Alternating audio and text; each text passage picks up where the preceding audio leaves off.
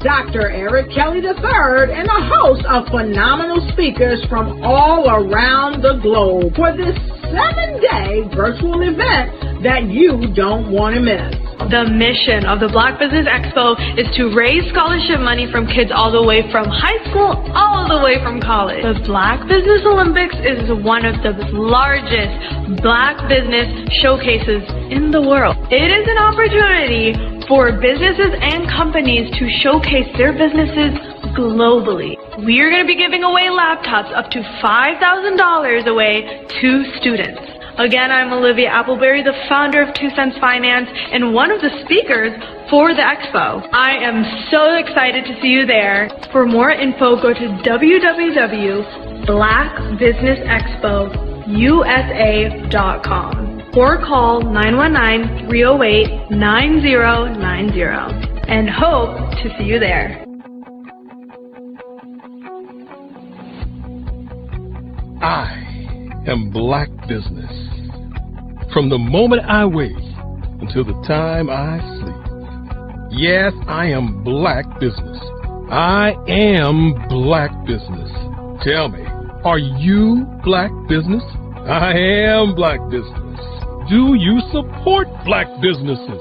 Listen, I support Black business because I am Black Business. Black Business Expo, one of the largest business showcases in the history of Black business in the world. The world! Sign up today at www.blackbusinessexpousa.com or call 919-308-9090. I am Black Business. I am Black Business. From the moment I wake until the time I sleep, I am Black Business. I am Black Business. Are you Black Business? I am Black Business. Do you support Black businesses? I support Black business because I am Black Business. Black Business Expo, one of the largest business showcases in the history of Black America in North Carolina.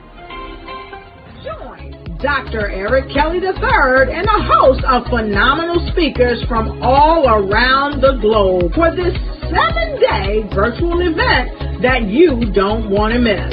The mission of the Black Business Expo is to raise scholarship money from kids all the way from high school all the way from college. The Black Business Olympics is one of the largest Black business showcases in the world. It is an opportunity for businesses and companies to showcase their businesses globally. We are going to be giving away laptops up to $5,000 away to students.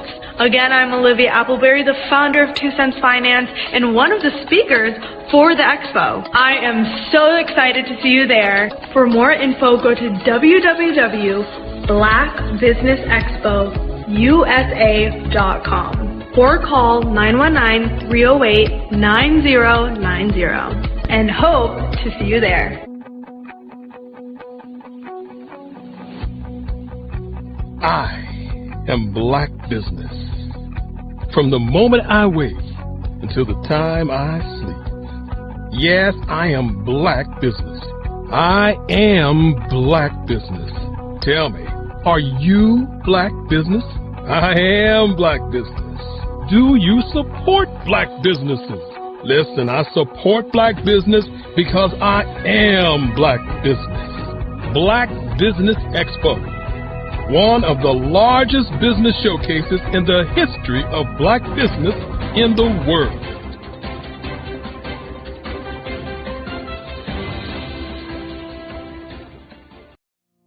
Did you know that approximately 333.34 million businesses exist today, according to a report from 2021?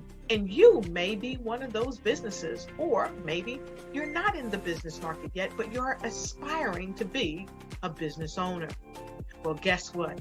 You're in the right place at the right time. Because let's face it, everything is about timing and opportunity. Hi, my name is Dr. Lotus Richey, and I'm the CEO and founder of the Lotus Richey Coaching and Consulting LLC, along with the Lotus Richey Ignite Show. 15 minutes of success with Dr. Lotus Richey, as well as books to boom your business and bring who you are. And today, I want to bring this amazing message to you about the Black Business Network and the Black Business Olympics. See, the Black Business Network and the Black Business Olympics is designed to help people just like you, that's right, that look like me, to take their business to the next level. Not just in your front yard or your backyard, but globally. The Black Business Network and Black Business Olympics is designed not to just help you survive, but to help you thrive. So join us today as we come together with businesses all around the world to support our students, our children, our young teens, our young entrepreneurs. What we do is we come together to help raise funds for students who are aspiring to be business entrepreneurs, who are aspiring and who are thriving in college.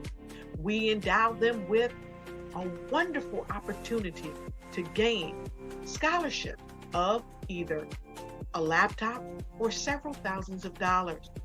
And we invite you to help be a contributor to this amazing opportunity to help someone that looks just like you. So join us today at our website and let us connect with you and help you ignite and take flight in every area of your life on the Black Business Network and the Black Business Olympics. I'll see you on the other side.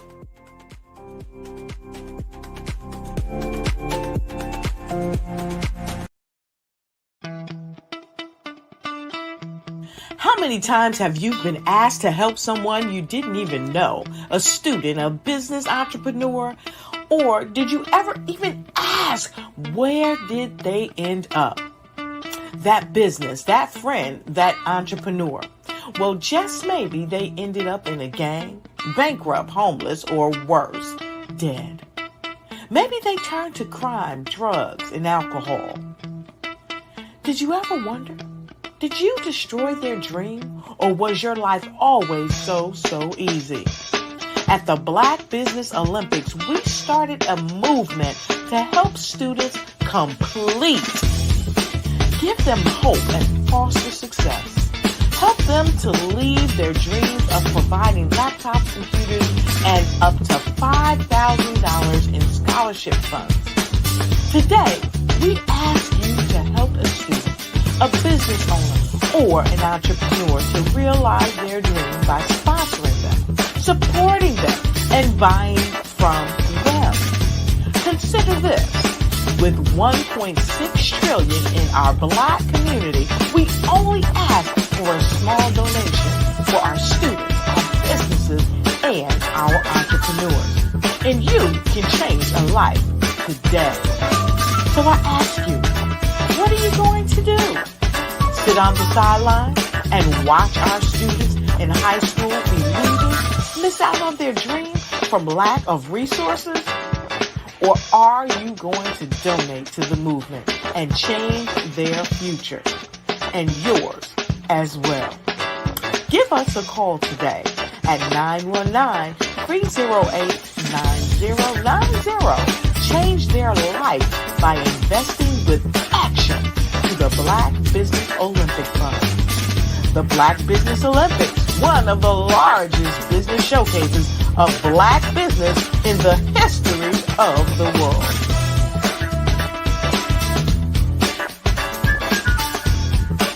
The Black Business Expo's mission is to raise funds for high school seniors going to college or K-12 entrepreneurs. This expo is a fundraiser for students. Please, you may go to www.blackbusinessexpousa.com to donate to the scholarship fund or use the Cash App at @BBXUSA. Our goal is to give laptops and up to $5,000 to 10 students. Students can register online at www.blackbusinessexpousa.com. Every dollar counts. Please donate to the Black Business Expo USA Scholarship Fund.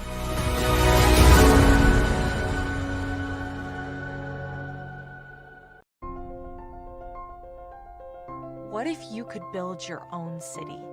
A place where every child can find nurturing people to help them achieve their full potential.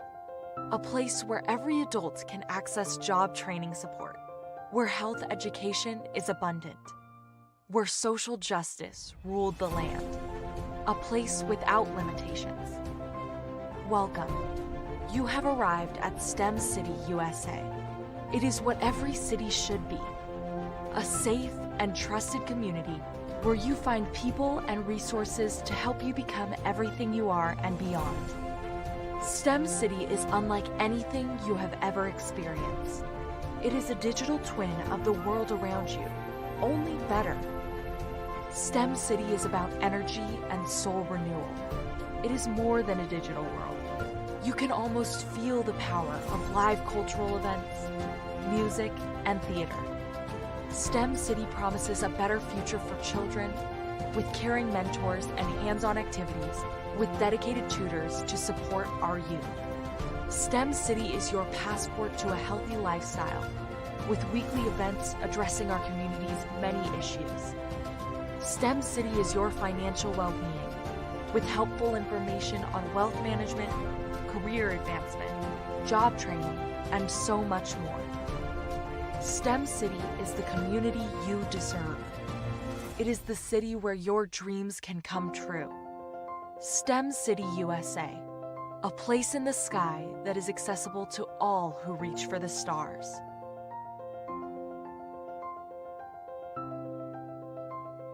I was born in a little village on the island of Haiti. Many deadly diseases pounded me. It is as if they were on a mission to end my existence on this earth. I refused to give up. In 1983, I left Haiti and came to the United States of America. And I came with $5, 2 shirts. I didn't speak any English. I came to Atlanta. I got a job. I was a doorman. I was a doorman with a dream. What I used to do, I used to come on stage. I'd rehearse this moment that I'm standing in front of you. That's the power of a dream. Maybe today is the day you begin acting as if you already have it.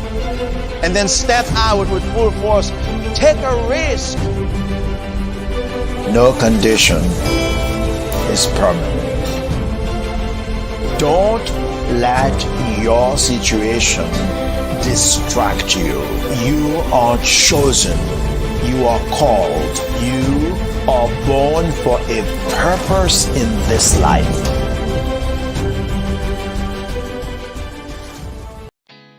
Did you know women represent just 3% of Fortune 500 CEOs and less than 15% of corporate executives at top companies worldwide?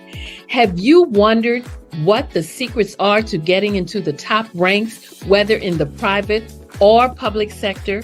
Do you want to figure out how to stop being held back in your career or passed over for promotion? Then you're in the right place. Hi, I'm Dr. Madeline Ann Lewis, President and CEO of the Executive Women's Success Institute.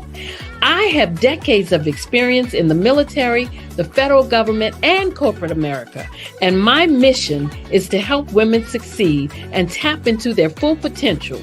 I want to reach 1 million plus women around the world to become the leaders they are meant to be.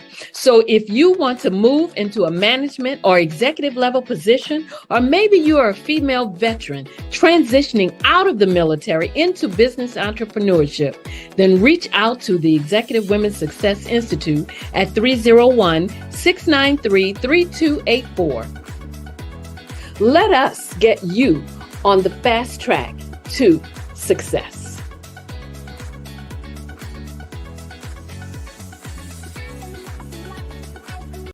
I'm Kennedy Harris. My genius is being an entrepreneur. I'm the CEO of K-Lock, a company where I develop my very own line of kids supplements. I currently market my multivitamin for kids to help combat weak immunity. During the pandemic, research has shown that having a strong immune system is key to fighting off disease. My vitamins are for kids, but adults can benefit from them as well.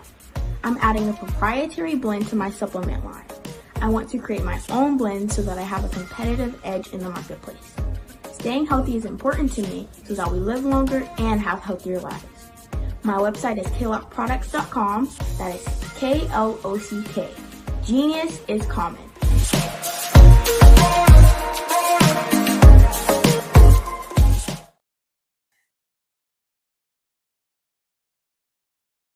Hey guys, my name is Caden. I'm the CEO of Caden Teaches, and my genius is teaching kids about financial literacy.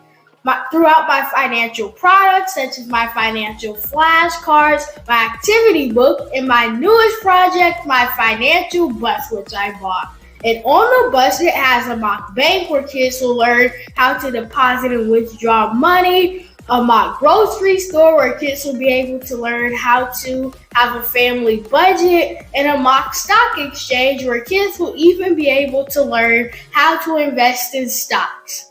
Now, I decided to start teaching kids about financial literacy because I find that most kids graduate high school without even knowing the basics about financial literacy. And I feel if I were to teach kids about financial literacy, that I would be able to help kids tap into their genius. And I actually learned about financial literacy to my dad because I would go to business meetings with him and I would always see that they were talking about financial literacy. And at that point, I didn't understand what financial literacy was. So I took it upon myself to learn about financial literacy and teach it to kids in a way that they could understand.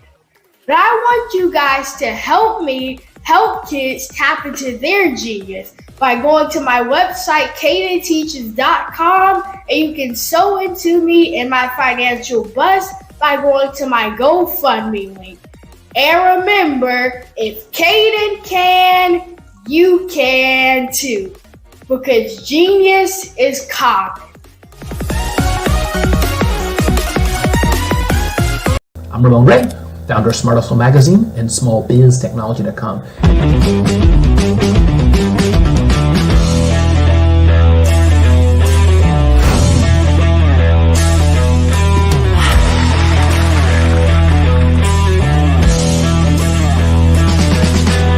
You're here today to celebrate small business success. Stand up on your feet. You rocked the house. It was amazing. Didn't we learn? For me, success comes from failure. One thing not to do is shake somebody's hand like this.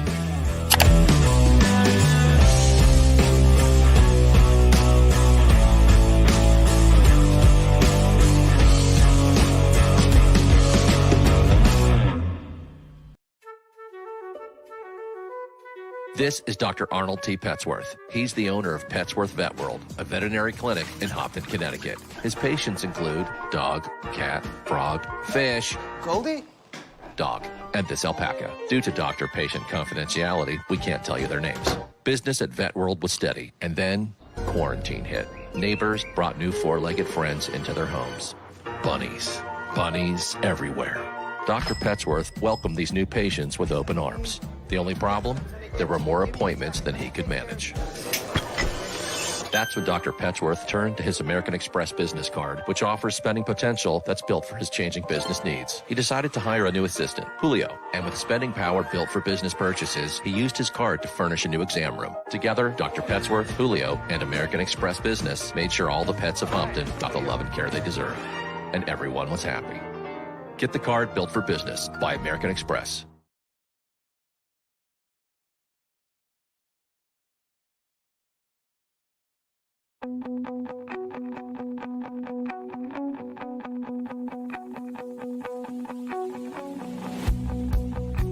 I am Black business.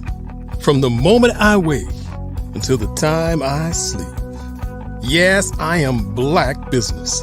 I am Black business. Tell me, are you Black business? I am Black business. Do you support Black businesses? Listen, I support Black business because I am Black business. Black Business Expo, one of the largest business showcases in the history of Black business in the world. The world. Sign up today at www.blackbusinessexpousa.com or call 919-308-9090. I am Black business.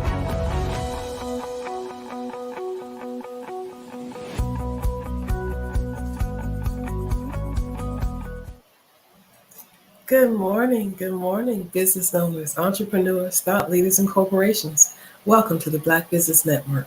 My name is Dr. Debbie Hood, and I will be your business moderator for this morning on the Black Business Network. The Black Business Network is a 24-hour business network showcasing Black businesses, owners, entrepreneurs, and thought leaders worldwide. We have speakers from all over the United States, as well as London, Singapore, Africa, and Japan. The Black Business Network is a global community sharing its business knowledge to empower, inspire, and educate businesses about business. Now, our speaker this morning is Mr. Derek Wright. Derek is the trailblazer of three siblings that conquered Christopher Newport University with a Bachelor of Science in Marketing and Management, as well as Liberty University with a Master's in Social Media Management. For 8 transformative years, he has empowered professionals to thrive, elevating their financial standing and forging generational wealth through tax advantage strategies, specializing in retirement, estate planning, infinite banking, and college tuition. Derek's mission fuels dreams and secures legacies. I present to you Mr. Derek Wright. Good morning. Thank you so much for that introduction, Dr. Debbie Hood. Good morning. Genius is coming, and I'll see you on the other side. Again, great morning to you all. Hopefully everyone is having a great morning, having a great day, having a great week thus far. Black Business Expo. Before I get started, I'd be remiss if I didn't give the glory and the grace to God for waking up this morning. Super excited to be here, to be a part of this event. I would like to thank Dr. Eric Kelly III for the platform, just being able to allow speakers like myself to allow the viewers to be able to learn, to be able to gain knowledge, and to be able to move forward and to whatever level we're on, whether we're just starting, whether in the middle of our careers, or even if we're at the top and we just want to add more knowledge and add more experience. Super excited to be able to share what I have learned, and what some situations that I've grown through on this morning. Also like to give a special thanks to Sean Toll for the invite. He invited me to this event. So Sean, thank you. Thank Nakia. She'll be a speaker later on today. Thank you guys for just looking at me, and I'm truly honored just to be a part of this event, and I look forward to being a part of future endeavors. Just a little bit about myself, as Dr. Debbie Hood stated, bachelor's from Christopher Newport in Marketing and Management.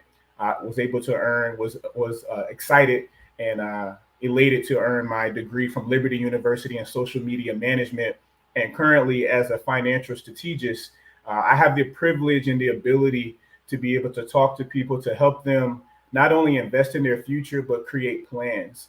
Sometimes when we look at investing and we look at different things of that nature, we think that we have to have a lot of money, or we have to have a surplus of funds. And that's not always the case. That's not the case at all. To be, in fact, it's just starting somewhere. It's being able to create a trend, starting where you are and being comfortable with where you are. And then as you continue to grow, as you continue to have faith, things definitely will take root and will take portion without allowing you to be able to grow. One of the things when I talk to my clients, I always like to let them know that, hey, I want to see you win. I want to see you be able to not only win from a financial goal, but to win in life. So when I was asked to join this speaking, I didn't necessarily want to focus on financial strategies and focus on something that is going to be for a select few. I wanted to focus on something that's practical, that we can all be able to use and that's where I came up with the topic for practical growth strategies. So without further ado, I'm going to talk on a little bit of ideas, some concepts that I picked up from a few books that I've read in the past. That's one of the things, before I even get started, that's one of the things as a business owner, I strongly encourage, if you're not already reading, get yourself into some different types of books, whether it's learning about finances, whether it's learning about your field, learning about time management, leadership, whatever it is, the more that you're able to pour into yourself, that information might not necessarily be for you in that moment, but someone else might need it. Your mentee might need it. Your mentor might need to hear it, because we all learn from each other. But some of the books that I've grabbed some of these ideas from include Do Business Until I Come and Mysteries Surrounding Your Money. Both of those were written by Prophet Shepu Bashiri.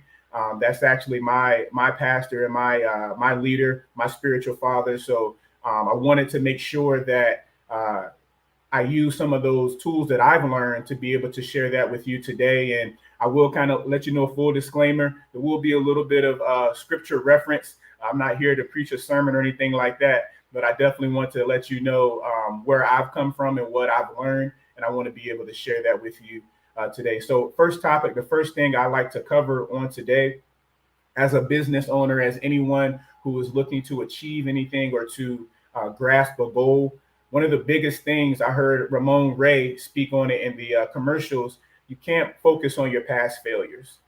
In fact, he said that failures actually lead to success, but we can't focus on our past failures.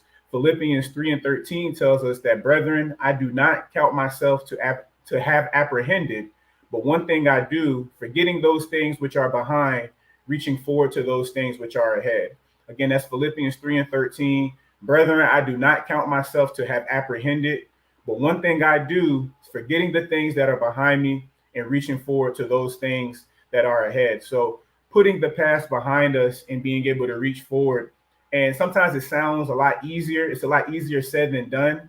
But a lot of us, and I know from my experience, I can definitely mention it, I've had some situations where I've made some mistakes. I've made some failures, and I allow the mistakes that I made, the initial mistakes that I made, to kind of haunt me throughout that process.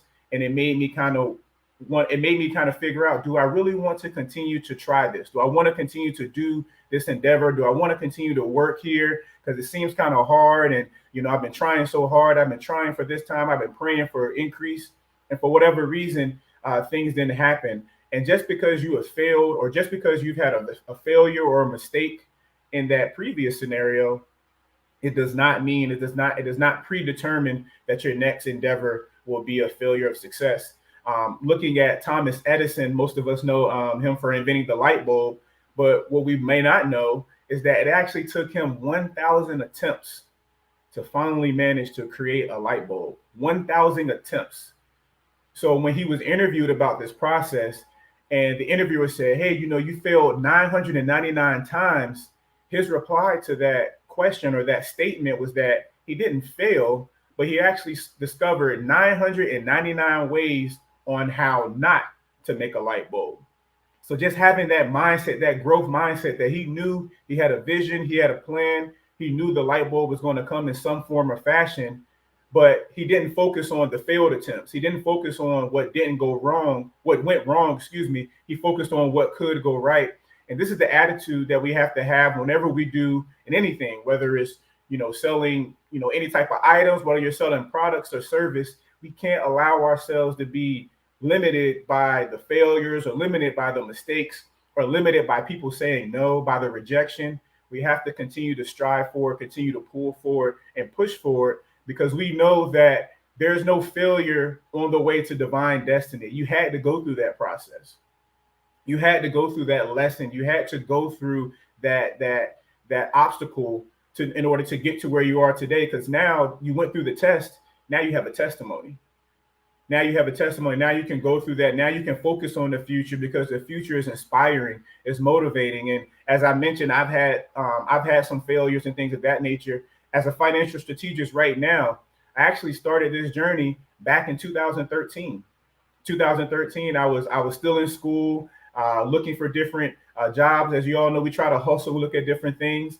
And I was working with mortgage protection and working on old leads that had been in the system for 2 and 3 years. And they had been called multiple times by multiple agents, and they didn't really want to hear anybody. You know, you have to do the door knocks and all these things. If you're a financial agent, you know what I'm talking about. If not, totally fine. But I felt discouraged. I was discouraged in that moment, and it actually caused me in that ability. I didn't have the mental wherewithal and the experience to be able to back that up. So I actually quit. But, you know, to God be the glory. 2 years later, in 2015, my uncle actually reached out to me and said, hey, you know, I was looking at some things, and I think that you would be perfect for this. And it was the same thing that I had already did. It was the same financial strategies, financial strategist type position. And as soon as he said it, I was just like, I don't know. And I don't know if this is for me. But I went ahead, I read the article, I applied myself. And at that time, I had a little bit more maturity. I had a better surrounding, people around me. I had a better understanding of who I was. And I realized that I had to go through that moment. I had to go through that failure to be able to now get to the moment of, okay, hey, this is actually something that I am, you know, called to do. This is my purpose. I just needed to really go through that rough patch, go through that past failure to be able to push forward. So that's the first point. You can't focus on past failures. We have to look at what's ahead, because the future is inspiring, and the future is not going. Your current or your past situation shouldn't deter you from your future destination. Again, I say that one more time. Don't allow your past or your current situation to deter you from your future destination, because the future is bright. As long as you continue to believe, as long as it's something that you're called to do and you have passion behind it, it's definitely going to come to pass at some point. So my next point that I'd like to bring up today is redeeming time diligently. Redeeming time diligently.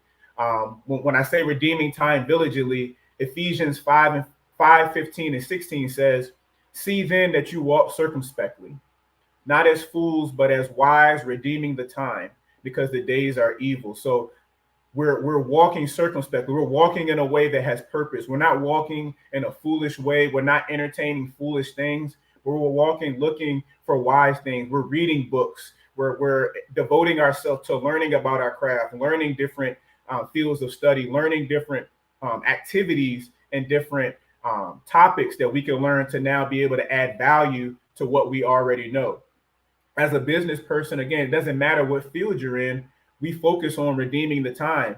And when we forget what happened in the past, then now we can really focus on walking circumspectly and really redeeming that time.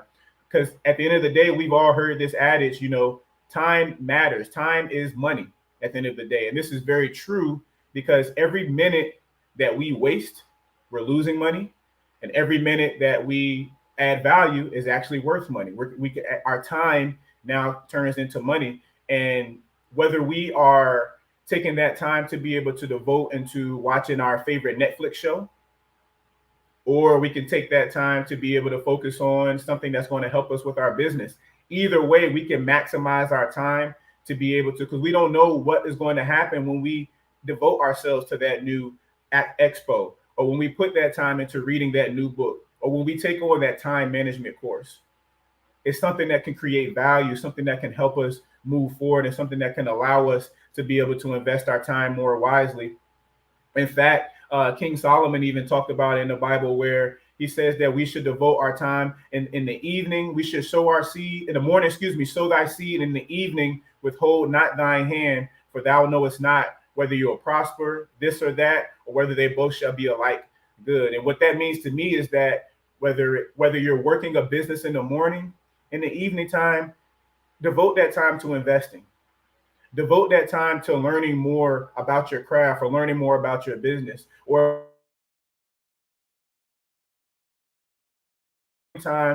put the time in to learn more about your craft. Put that time into networking meetings like this, because it's only going to add value to what you already know. You might not take value from the full entire the entire lecture or the entire speech, but it can be that one idea, that one thing that now takes it to the next level for you. And that's really what it's all about. I also apply this I heard in the commercials, we're talking about stock options, and a lot of people talk about stocks and things of that nature. I currently trade and I currently invest into the foreign exchange market, or forex. That's kind of the short adage for that. So you may have heard of it, you may not. If you are interested, they'll have the contact at the end. But most people think that stocks are the best way to be able to make long-term growth. And I'm not here to debate either way, but what I do know is that the foreign exchange market is open longer, and it's actually more money being traded in the market. So you can be kind of the judge on that. But just simply just putting together numbers, if we're investing $50 a month at a daily rate of 1.5%, and in just a short period of 2 to 3 years, you're looking at having anywhere between $200,000 to $500,000. You're going to be in that six-figure range as long as you're applying proper risk management and you have a strategy that you're implementing. But that takes time. You have to redeem the time. You have to put that time in. You have to actually take the time to want to learn. I had an instance where I was actually doing some trading initially, but I was relying on someone else. And I'll get to that in a second. I don't want to get too ahead of myself. But what I will say is just by learning a new skill, it allows us to be able to redeem the time more diligently, to use that time to our advantage so that we can reach our goals and not just talk about our goals, but we can actually reach it and then reach back to help someone else reach their goals. My next point here is learning to lead a quiet life. Learning to lead a quiet life.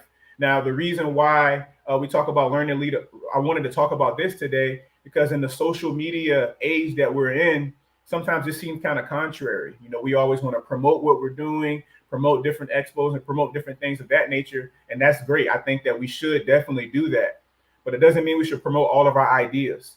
It doesn't mean if I own a restaurant that I'm going to promote my secret recipe, or I'm going to promote how exactly I do something, because now somebody else can take it and duplicate it and do it somewhere else.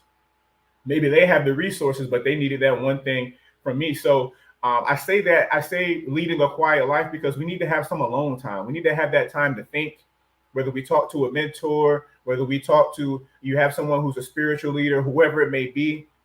We need to set that alone time so that we can think, we can plan on how to do business effectively.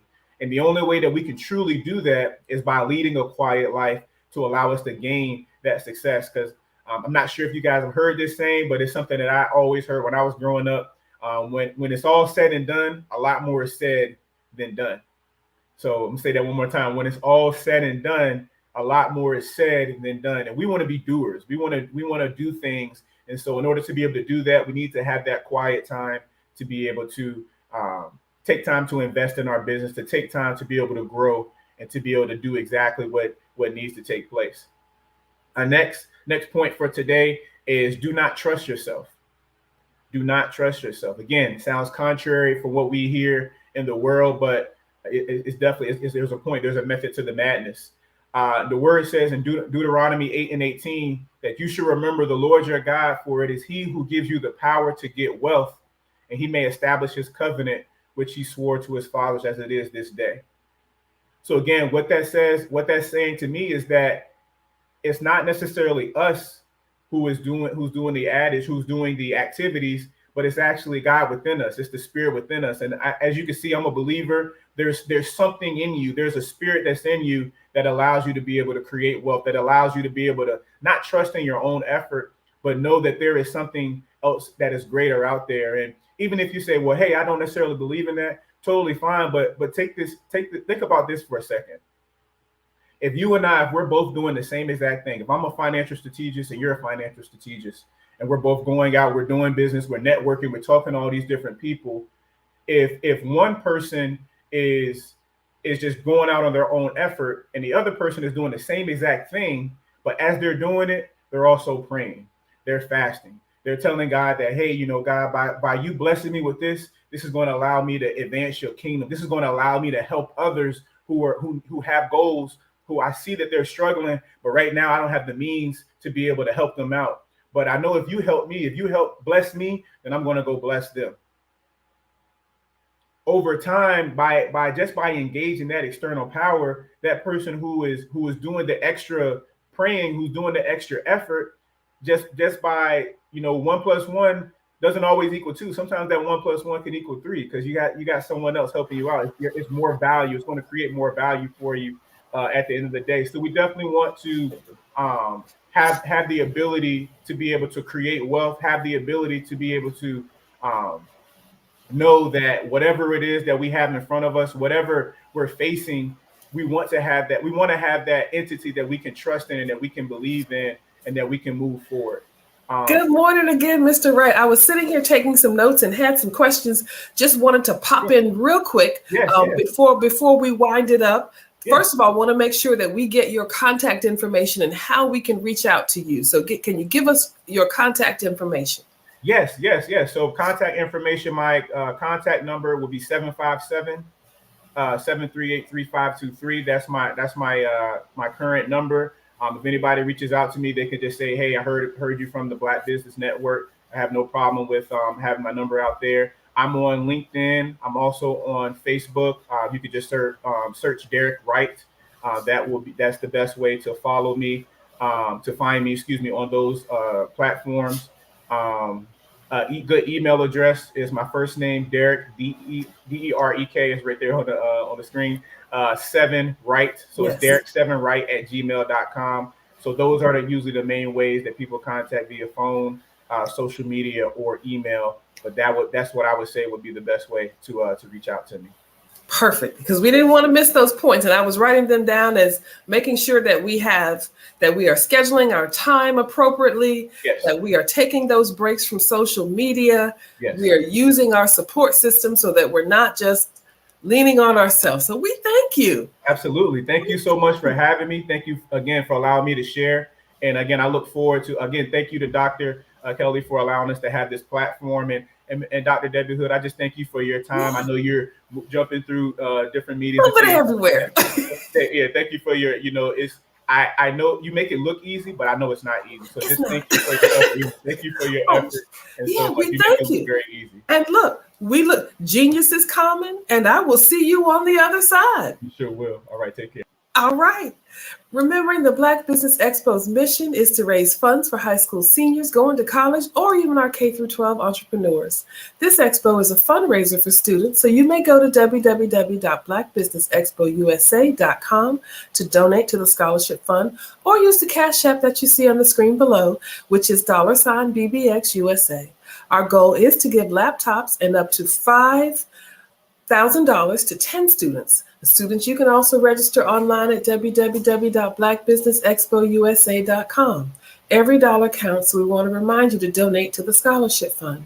We do want to thank our Black Business Expo USA sponsors for this month of July, which are NC100, Moody Capital Partners, Suede Soul, Lotus Rocher Coaching and Training, Carolina, Virginia Minority Supplier Development Council, Step Management, BHS and Associates, Margie McLean Foundation Incorporated, Genius is Common, Earth Essentials, Milani Shawnee Global, Executive Women's Success Institute, The Quality Coaching Company, Superwoman Business Services, Creative Force Studios, Lee Entertainment, Artistic App Design, and of course, Black Business Expo USA.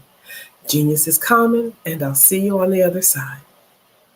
Over the past few years, we've seen the growth of existing and new initiatives focused on financial inclusion, building global networks, and reducing the wealth gap in response to the idea there's not enough seats at the table. Whether their outcomes are to increase the representation of Black executives on corporate boards, ensure an inclusive global economy, or to create new U.S. African commercial pathways, the strategies are often carried out by separate programs. The question is, should they be? With the continent of Africa being home to more than half of the world's fastest growing economies, the youngest workforce, over 400 companies generating more than $1 billion annually, 700 generating more than $500 million annually that are poised for growth, and being the destination of nearly $5 billion in venture capital in 2021. Diversifying U.S. and Africa commercial engagement by building bridges between African businesses and their U.S. diaspora should begin being seen as mutually beneficial. From helping to reduce Africa's enormous capital gap to catalyzing two-way trade opportunities, the COVID-19 global pandemic hopefully has taught us that global challenges and opportunities are more interconnected than we thought. During the pandemic, African companies like Unicorn Flutterwave, insurance provider Reliance Health, ride-hailing app Yasir, and 54 gene, the continent's first bank of DNA on people of African descent, prove that when African companies have access to networks, capital, and information, they grow big, grow fast, and create solutions that are valuable to the world. This is why Be Direct was created. We are the first U.S.-based but African-centric board preparedness and board search company designed to connect U.S. Black talent and corporations to African businesses. Unique and fundamental to Be Direct's success is our process of helping board candidates adapt their experience and networks to an African context before they're connected to high-growth companies that are looking to locally and globally scale. From our focus groups with African business execs and government leaders, we don't ignore the sentiment that business is easy, but people are hard. Having a pool of board candidates with hard-to-access networks and extensive experience across the business life cycle, including successfully raising capital, is table stakes for an initiative like this. So yes, we have that. But corporate or entrepreneurial success in the U.S. does not guarantee success in Africa. Developed alongside industry partners on the continent, our training program, Be Direct Prep, is designed to transpose their experience to create cultural comfort, understanding, and a commitment to helping businesses in Africa scale. Our board governance sessions are African, continental, and country-specific, integrated with cultural awareness and dexterity training, masterclasses led by African industry execs, and mentoring and coaching from African continental-based facilitators. But even more unique to Be Direct Prep, we cap off our training program with an immersion trip to help candidates that have not been to Africa before see and feel Africa's complexity and opportunity from African soil. We all know traditional network-based board placement has historically left a lot of us out of ever really being in the paid board pipeline. Our strategy supports the work of many great organizations that are successfully filling seats at U.S. board tables by creating more tables for those that are still left on the sideline. It's time to start seeing the role and value of U.S. Black talent and businesses on the continent of Africa differently. Old perceptions and habits limit economic inclusion. Let's transition Black talent and the African businesses they will support from the periphery of the global economy to its core. Living in a global lockdown, we all know now how fast local and global economies can change, and see the value of having businesses that hire, strengthen local value chains, and even grow globally. Status quo in any form holds back progress. We must democratize U.S.-Africa commercial engagement by socially and economically connecting cultures that have long been disconnected. It's time for Africa's U.S. diaspora to redefine their global value by helping African businesses scale continentally and globally. Phenomenal Tanya T. Wise, who is here from the great state of Maryland. Tanya, welcome and thank you for being with us today. Can you indulge our audience a little bit and tell them just a little bit more about who you are and what it is that you do? Well, I love being able to talk to people and have a magnetic attitude, being able to just show them. So I always like to say, level up is Coach at Tanya T. Wise here. So can you tell our audience, just give them a teaser about what your presentation will be about? So my philosophy is that we should all be living our dream life. So tomorrow I'm going to talk about how you start living your dream life. What are some of the things that you thought about in your childhood that you just kind of let go and dormant? Wow. And I want to reignite that and just give you some pointers and some tips, some tools, some strategies to be able to start living your best life now. And guess what, Rhonda? And leave an inheritance for your legacy. Oh my goodness. Okay, I know that's resonating with a lot of people. I've heard that you have a dynamic coaching program. Can you tell us a little bit more about that? Absolutely. So our coaching program help people that have the lack of time, that lack strategies, and lack the confidence to go after their dream life. So we help them implement tools, we help them implement strategies, as well as give them resources so that they can live their best life now and leave that inheritance. Wow. Oh, I love that. I love the leave the inheritance part. Listen, you are dropping some major nuggets, and I know a lot of what you're saying is resonating with a lot of people, but I think we're all curious. How did you even make this transition into the speaking and coaching arena? What's the story behind this? So I started out in finance, and I realized that a lot of people don't necessarily go after their dream life because of the lack of finances or the education behind finances. But it wasn't until I lost my firstborn, my only son, that life changed for me.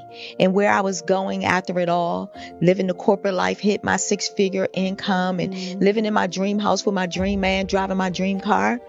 I nearly lost it all when I lost my son. And so I realized it only takes one financial catastrophe that can change your entire life. That's what made me start All New Beginnings. Because no matter what's going on in life, there's a new beginning. And because of that, we develop a program called Wise Minded. My little slogan is, don't just dream it, let's live it. If they want to connect with you or work with you, what is the best ways for them to be able to do that? Well, for my social media guru, you can connect with me on every single social media platform as Tanya T. Wise. Why do I do what I do? You know, my life coach asked me that a few years ago. And she said, Tony, what's your why? And I told her, and she said, girl, you've already accomplished that. Perhaps you need a new why. Hi, Tony Harris, Amy Hoydu with Say It Said Marketing, one of your students. And just wanted to say thank you, Tony Harris, for spending so much time with me and giving me that boost in my business that I so drastically needed.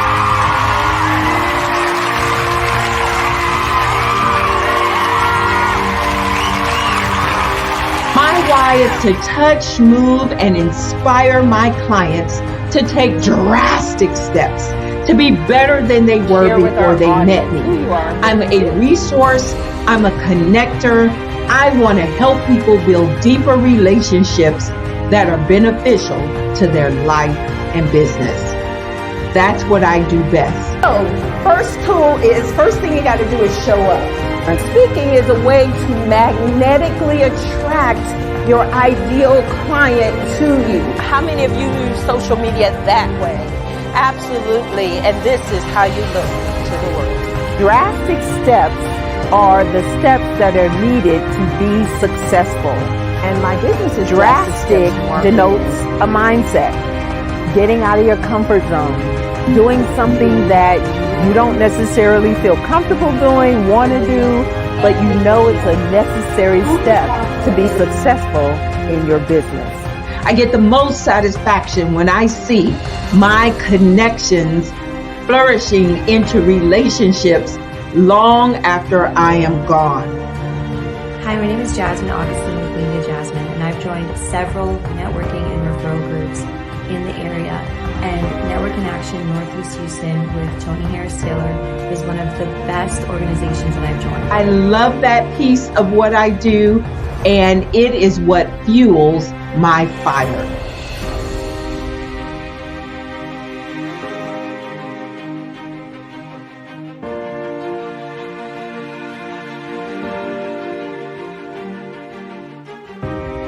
My name is Tony Harris Taylor, saying take a drastic step today for a fantastic tomorrow.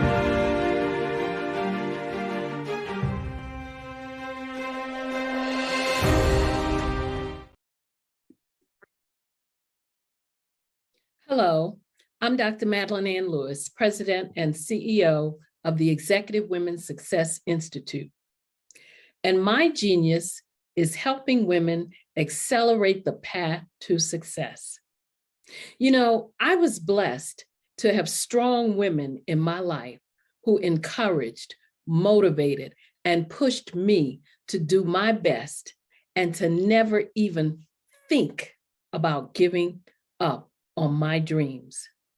So I say to women, we must show up to rise up. We have talents and potential, but who will see them if we don't speak up and get noticed?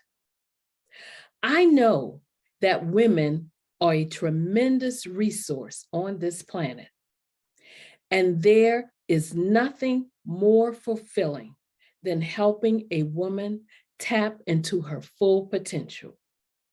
I do this because I want to be a part of helping as many women as I can to show up, to rise up. I do this because genius is common.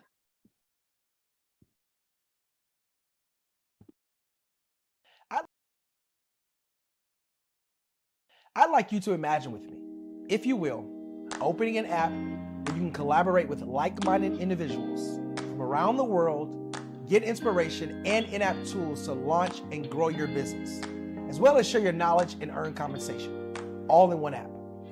Well, the name of that app is Truso, short for Truly Social.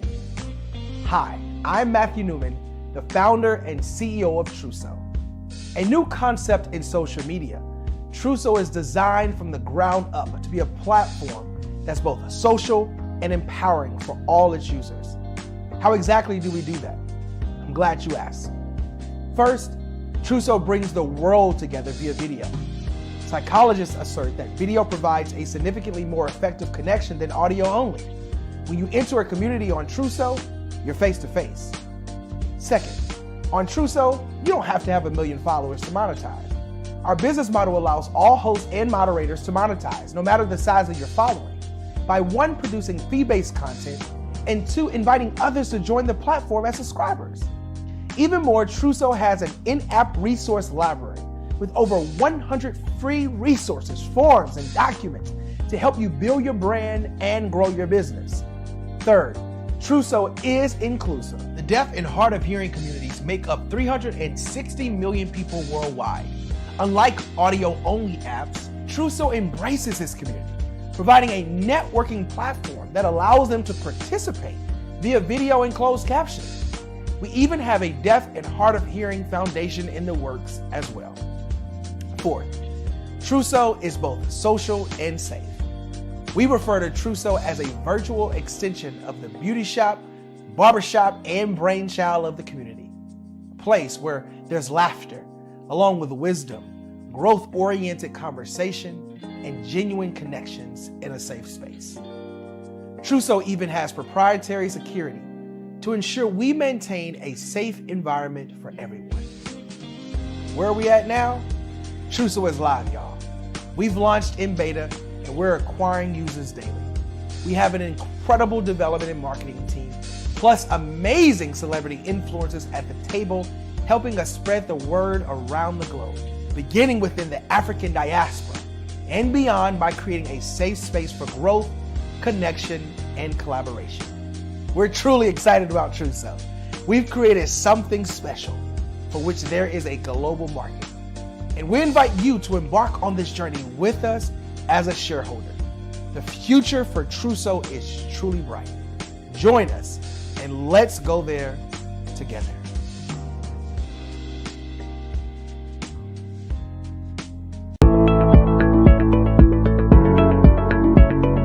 Prepare for what's coming and dominate in economic winter. Stand strong and thrive by showcasing your great products and services globally through the Black Business Network and Black Business Olympics. The Black Business Network has showcased over 2,000 companies with over $7 billion in sales each year. Over 10 million attendees have viewed the rebroadcast each month. Through the Black Business Olympics, unique styles of business training and mentoring are turning students into business owners and entrepreneurial warriors who will dominate in any economy. Gain the ultimate advantage of the Black Business Olympics, 7 days of unbelievable topics and speakers speaking around the globe. Donate your time and experience to provide expertise and scholarships to students worldwide and change the world. Now, more than ever, new insights, tools, strategies, and capabilities are needed. This is your chance for a major presentation to the world. Fill out the form and join the more than 2,000 speakers who have presented to over 200 countries. Join the Black Business Network streaming live into the Metaverse, STEM City, Black Multiverse Enterprises, Hulu, Amazon, YouTube, iHeartRadio, Apple, Facebook, LinkedIn, Pod TV, IBM TV, Spotify, and Google Podcasts. Sign up today. Spaces are limited, and we will see you there.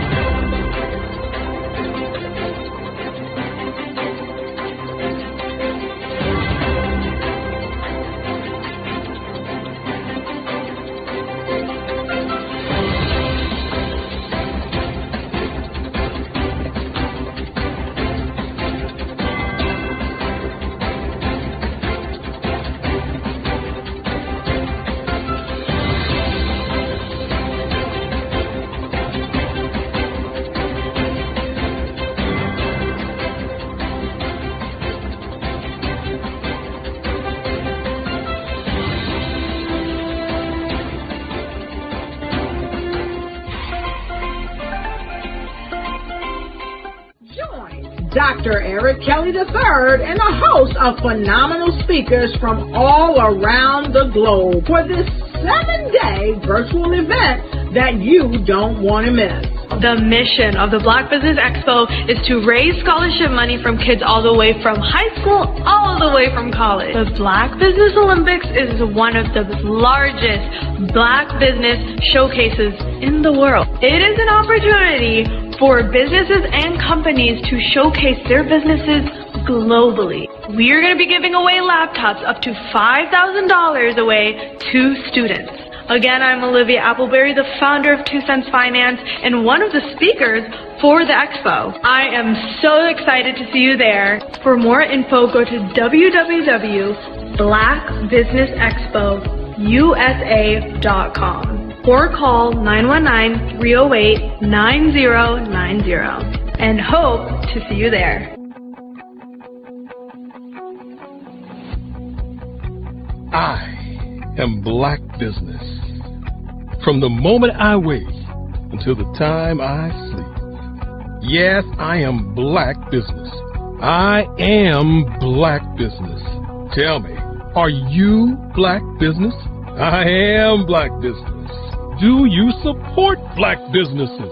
Listen, I support Black business because I am Black Business. Black Business Expo, one of the largest business showcases in the history of Black business in the world. The world! Sign up today at www.blackbusinessexpousa.com or call 919-308-9090. I am Black Business. I am Black Business. From the moment I wake until the time I sleep, I am Black Business. I am Black Business. Are you Black Business?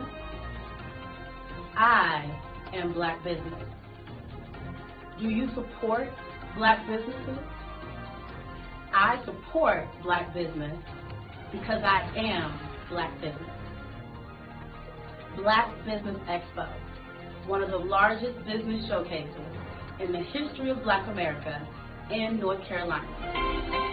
Join Dr. Eric Kelly III and a host of phenomenal speakers from all around the globe for this 7-day virtual event that you don't want to miss. The mission of the Black Business Expo is to raise scholarship money from kids all the way from high school all the way from college. The Black Business Olympics is one of the largest Black business showcases in the world. It is an opportunity for businesses and companies to showcase their businesses globally. We are going to be giving away laptops up to $5,000 away to students. Again, I'm Olivia Appleberry, the founder of 2 Cents Finance and one of the speakers for the expo. I am so excited to see you there. For more info, go to www.blackbusinessexpousa.com or call 919-308-9090 and hope to see you there. I am Black Business. From the moment I wake until the time I sleep. Yes, I am Black Business. I am Black Business. Tell me, are you Black Business? I am Black Business. Do you support Black businesses? Listen, I support Black business because I am Black Business. Black Business Expo, one of the largest business showcases in the history of Black business in the world.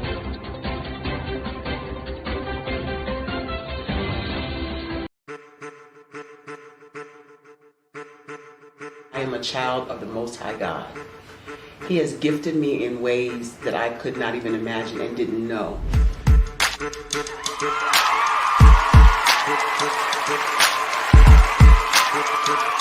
There was a time when I didn't know who I was. I listened to other people tell me who I should be, what I should do. I listened to people telling me that I should be a boutique owner. that I should be a construction manager, that I should be a laborer? Have you ever felt like you should do something else, be something else, go somewhere else, be wherever you wanted to be, and you felt like you were in a box? Anybody in the room? And you couldn't get out? Anybody in the room? And you kept trying to go and you couldn't get out? Anybody in the room? But let me tell you, you need to rock the box. Rock the box.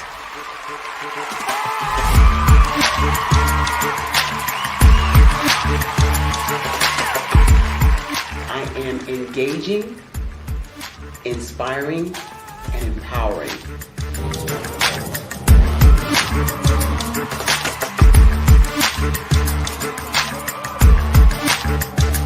I would give you everything I know. Just by touching you, if I could, by osmosis, give you every single thing I've learned, I've gone through, I know I would. We know that's not possible, but as it is possible, I love to share information with people. Some of you out there, people have told you that you can't be, you can't have, you can't do. But I will tell you, like Kingston said, you can, you must, and you will. If it's to be, it's going to be me. You got to say it. If it's to be, it's going to be. If it's to be, it's going to be. If it's to be, it's going to be.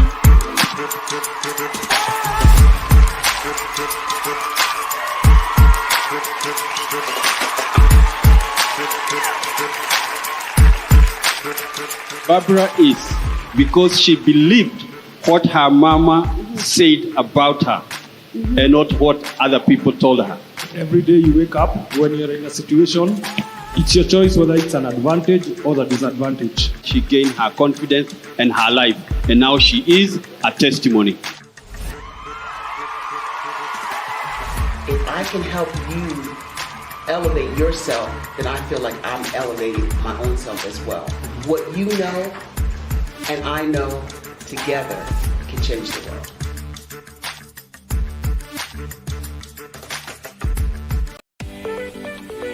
You are in the right place at the right time. The Black Business Network opens again for its Black Business Olympics, a 24/7 broadcast on business, strategies, global branding, social media marketing, finance, advertisement, and much, much more. Featuring the top, most powerful entrepreneurs and speakers and thought leaders from all around the world as they gather together for this phenomenal event. Join the Black Business Network streaming live into the metaverse, STEM City, USA, Black Multiverse, Pod TV, Roku, Hulu, iHeartRadio, Apple TV, YouTube, TikTok, Instagram, Google Podcasts, Facebook, LinkedIn, IBM TV, Spotify, and Twitch. Tune in today and be a part of this amazing movement. The Black Business Olympics welcomes you.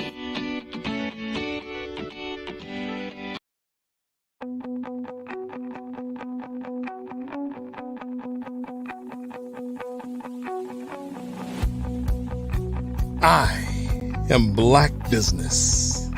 From the moment I wake until the time I sleep. Yes, I am Black Business. I am Black Business. Tell me, are you Black Business? I am Black Business. Do you support Black businesses? Listen, I support Black business because I am Black Business. Black Business Expo, one of the largest business showcases in the history of Black business in the world. The world! Sign up today at www.blackbusinessexpousa.com or call 919-308-9090. I am Black Business.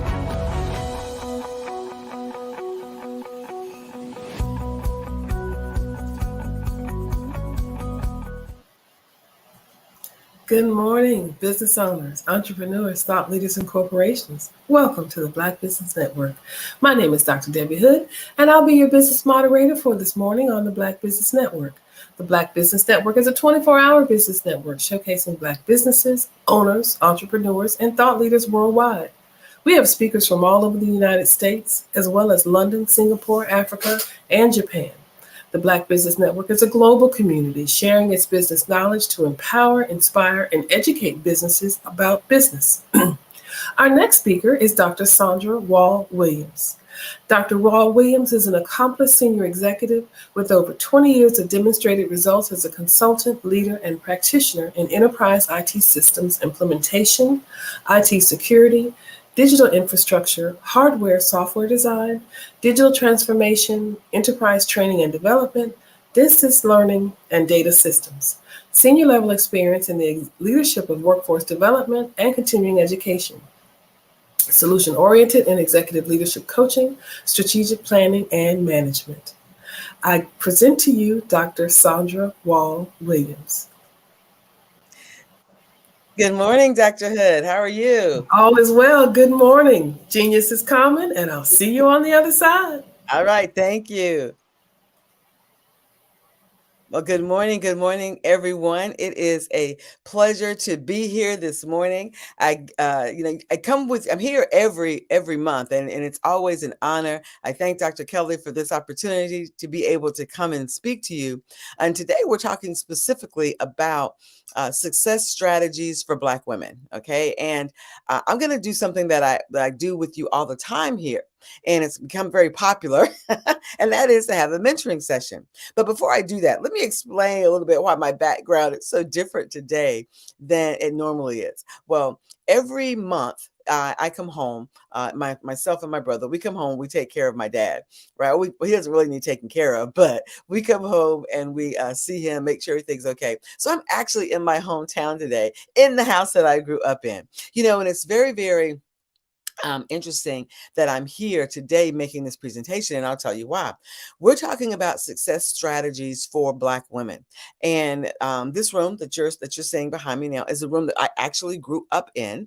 This is my room. This is the room I actually grew up in, and it's where I learned so much about being a successful Black woman, being learning those things that you only learn from family, from experience, and through learning from others and observing others, and then having your own experiences. So I learned lots of things in this room. So I'm really glad to be able to present to you from this room today. Not my normal setting, but I'm glad I'm able to present to you today from this particular room. Now, in addition, I also want to tell you that it's interesting that I'm presenting today, and we're talking about success strategies for Black women, because today is actually Equal Pay Day for Black women. And if you don't know what that means, I'm not going to go into a lot of detail about it, but what it means is that majority of the time, African American women make 33% less than non-Hispanic males. Okay. And so today actually is the day that marks Equal Pay Day, meaning that African American women have to work from January 1st until July 27th for this year. The date sort of fluctuates every year. So July 27th to make at least the same amount that non-Hispanic men make. All right, which is white men and other men of other races. So this is really interesting and really cool that I am bringing this presentation to you today about success strategies for Black women. This is so important. Now, you already heard part of my bio. Again, Dr. Hood, thank you so much for reading the bio. And so I have had a lot of experience. Before I retired, I was the senior vice president for all 58 community colleges in North Carolina. North Carolina has the third largest community college system in the world. Don't sleep on community colleges in North Carolina. They are the great 58.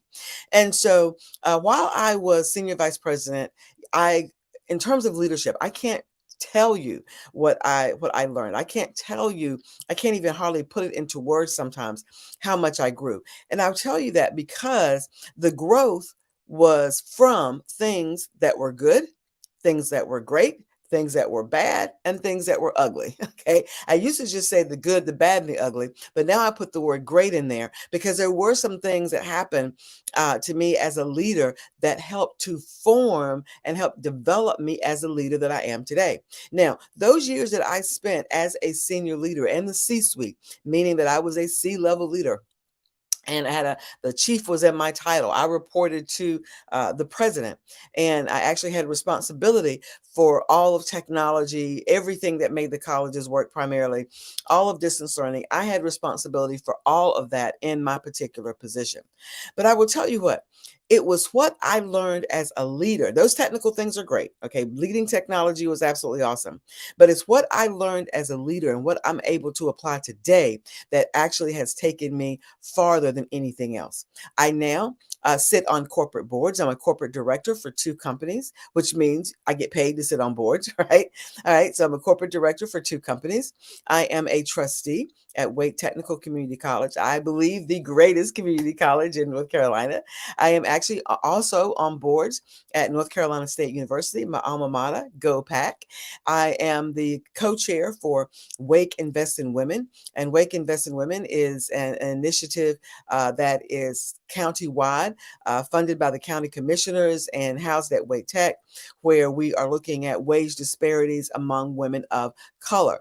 I am also on the TELUS Foundation Board and several other boards here in North Carolina and in the United States. Now, I tell you that so that you understand who's bringing you this information, okay? Because it's always important that you know who the criteria, the background, the credentials of someone who is talking to you. You heard my bio, but I want you to understand that I have over 30 years of leadership experience from the first level, which means the management level, all the way up to the C level and beyond.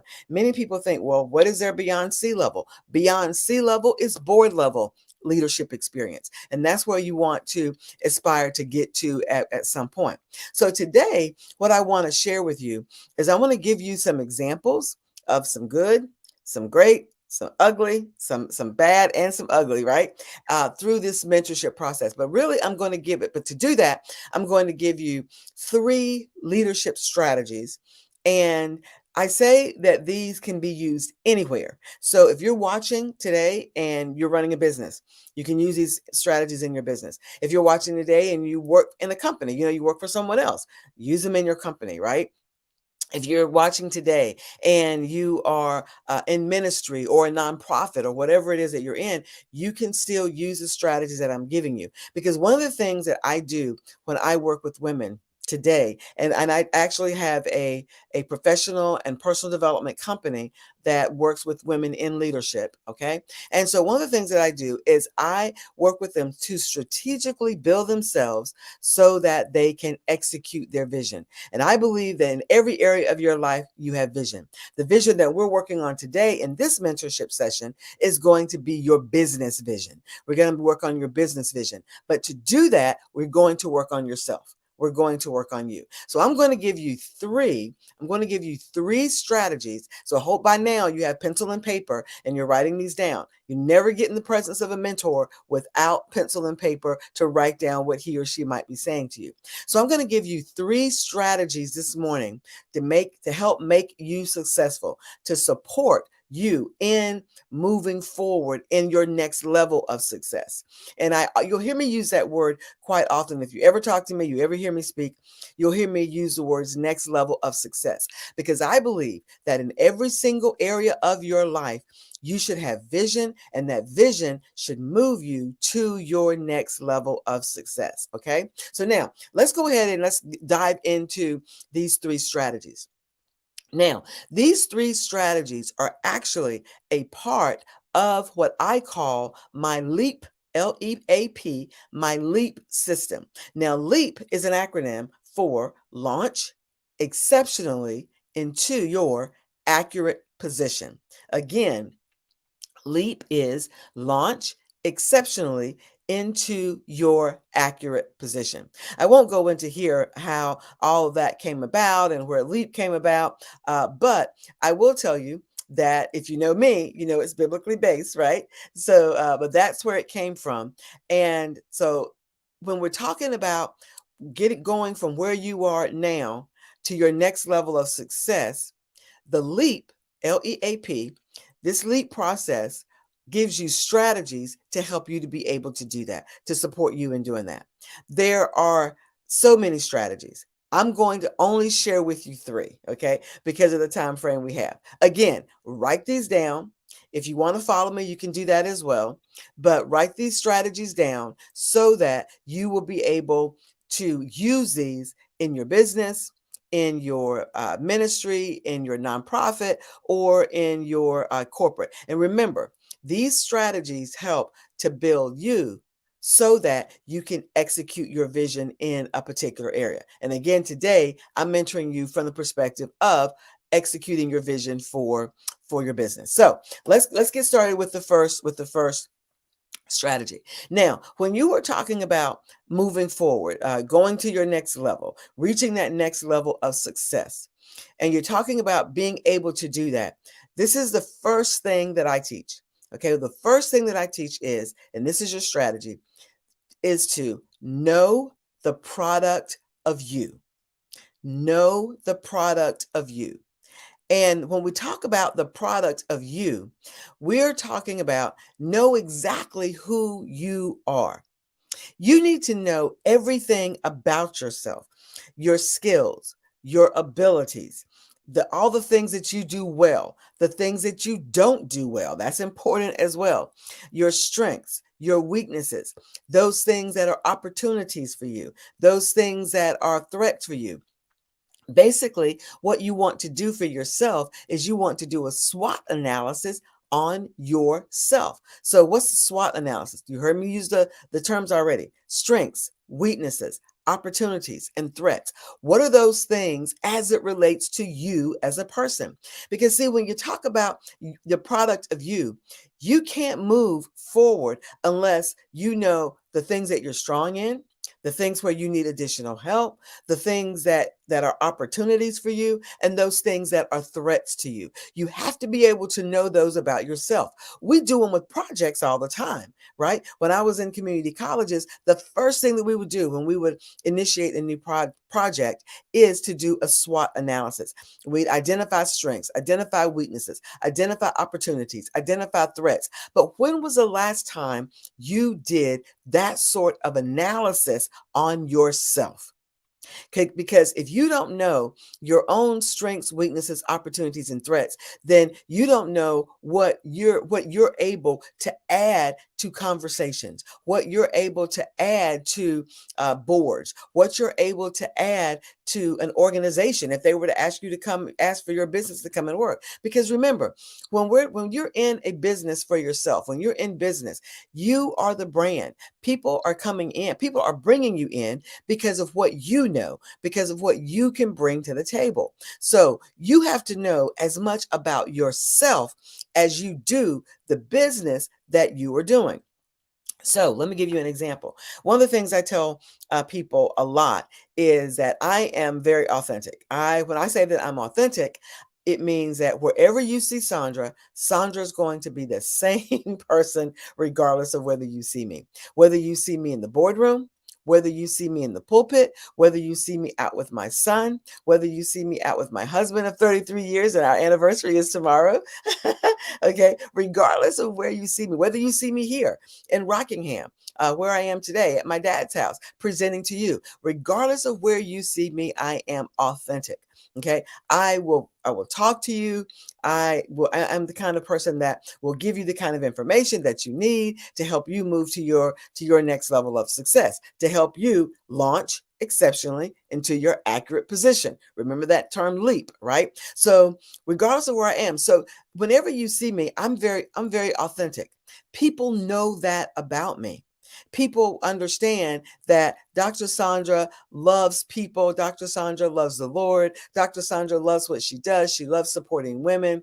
And so everything that I do is usually around that. Dr. Sandra loves leadership. I love leadership. I know all of those things about myself. Now, what are the things that Dr. Sandra doesn't really like? Okay. in terms of, I don't like to call them weaknesses. That's what they call them in the industry, so I'll call it that. But what are the things that I need support in? I need support in marketing. I need support in finances and some other areas. So I got other people to handle those sorts of things for me because I love the leadership. Okay, that's where I excel. Okay, that's my good and great. So that's where I excel. So, but the areas where I'm not and I need support, I go after that. But I know that. I don't try to do those things that are not areas where that's not a strength for me. Okay, I don't actually invest in my weaknesses. I don't try to learn how to do my weaknesses. Okay, I invest in other people to do the things where I may be weak or where I need support, and I invest in my strengths so that I can get stronger in the things that I do. That's a nugget for you. If you've been trying to learn some things and invest some things because you're weak in that area, let me turn that around for you today as a nugget about the product of you. Invest in your strengths and you become top person in that area. And then invest in your weaknesses, and meaning hire other people to do the areas that you're weak in. That's what you should do. Your opportunities, your threats, okay? We won't go into all that today in terms of knowing the product of you, but know that when you know who you are and know the product of you, you know what you're going to bring to a job. You know what you're going to bring to your business. Because not only are you bringing what you do, you are also bringing who you are. And you have to know who you are, okay? So the very first strategy is to know the product of you. Know the product of you. Now, as you go through the product of you, and as you do a SWOT, strengths, weaknesses, opportunities, and threats, as you do that sort of analysis on your own personal self, here's the key. Write it down. Write it down, and then determine the areas that I'm strong. How am I going to get stronger in those areas? The areas that I'm strong, how am I going to get stronger? The areas where I'm weak and may need additional support, how am I going to actually get that additional support? Am I going to hire someone? Am I going to get a new software to help me do that? What am I going to do that? This is all about building you so you can execute that vision and for your business. Okay, my opportunities. What are the opportunities that I have? What are the opportunities that are coming towards me? Are they opportunities for my business in terms of more business? Are there new opportunities? What kinds of opportunities are they? So make sure that you know those. And then threats. What kinds of things are threatening me, okay, as an individual? And also, what kinds of things are threatening my business? Okay, you have to know that. Things that threaten your business could be internal, which means, you could be speaking some things to yourself, and we won't go down that line, but you could be saying some things to yourself, right? That's impeding your business and stopping you from growing. Okay. Are there external forces that are stopping your business or keeping your business from growing? These are things that you need to know. And here's another nugget. This is something that you should do on a monthly basis. You should once you do the product of you and go through that process yourself, doing your own SWOT analysis on yourself. Once you go through all of that, then you should actually repeat this process every single quarter. And you can do it more than that if you want, but I suggest at least every single quarter because things change. So you should know the strengths, weaknesses, opportunities, and threats for you as a person, and of course you as your business. Hopefully you've already done it for your business, but we're talking about success strategies for Black women today. And one of the success strategies is doing and completing that SWOT analysis for yourself so that you can know the product of you. Okay. I spend a lot of time on that one because it is so very, very, very important. So very important that you spend time actually doing that. So many women don't. So many Black women don't. And then when I talk to Black women specifically, and they tell me, well, I was laid off, or I thought I was doing a great job and this happened, or I didn't get the promotion that I thought I was going to get, or I'm not getting this level of business in my company that I thought I was going to get as an entrepreneur, right? So as I talk to Black women about that, the first thing I tell them is before you can do any kind of business, before you can do anything for anybody else, you must build yourself. Okay, you must build yourself before you can leap. Launch exceptionally into your accurate position. Before you can do that, the first thing you have to do is build yourself. Do that analysis on yourself. Know the product of you. Okay. Again, I spend a lot of time on that one because it's so very important. All right. The second one is actually I want to call it an action that I tell women to take all the time, and that is to treat your challenges and your opposition as a classroom. Treat your challenge and opposition as a classroom. Let me give you an example. I was, I laugh before I even tell you this because it was a funny story for me. Remember, I'm mentoring you right now, so I hope you're writing these things down. So I was in a meeting, and I was having a meeting, and I had a specific place that I always sat at the table. When it was my meeting, I had a specific place that I always sat at the table. And so, I'm sorry. Apologize for that. Should have turned my phone off. I had a specific place that I always sat at the table. So one day I was having this huge meeting, all these vendors, all these different people coming in for this particular meeting. And so I come in, I sit in my chair. This young man, he didn't know me, white male. He didn't know me. Obviously, he didn't know. You're going to see why it was obvious he didn't know me when I tell you what he said. He leans over to me. I sit down. He leans over to me and he says, "I wouldn't sit there if I were you. That's Dr. Williams's seat." So I leaned back over to him and I said, "You might want to Google her and see who she is." And so at that minute, I could have taken that and really just gone in and like read him his rights. I could have, if that would have been my counterpart, if he would have said that to my counterpart, who was another senior vice president at the time, if he would have said that to her, oh, she would have dismissed him from the room. I wasn't going to do that. But I will tell you, I went on with the meeting. My staff had no idea what I was getting ready to do. Right? My staff had no idea. So I went on with the meeting because we had business to take care of. Now, after the meeting, I asked the young man, and he felt bad because obviously he was on his phone and I saw him doing this. And so he was Googling me, I guess, or whatever. And so afterwards, I was like, okay, can everybody stay? Can everybody leave except for you?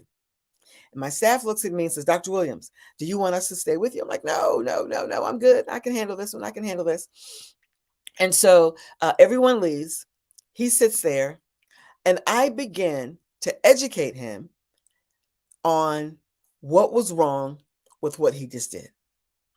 Now, I'm not going to go through everything that I gave him and everything I talked to him about what was wrong with what he did. But he made some major assumptions. He hadn't done his homework. Okay, you don't come into a meeting with a high-level executive and you don't know who she is and you don't know anything about her. Okay, that's another nugget. Okay, do your research and do your homework. Okay, so I could have taken that as him coming up against me, and I could have really, and I've seen Black women do this, and I've seen other people do this. I don't do this. Is why we're talking about Black women today. Okay, so strategies for Black women's success. So I've seen Black women do this.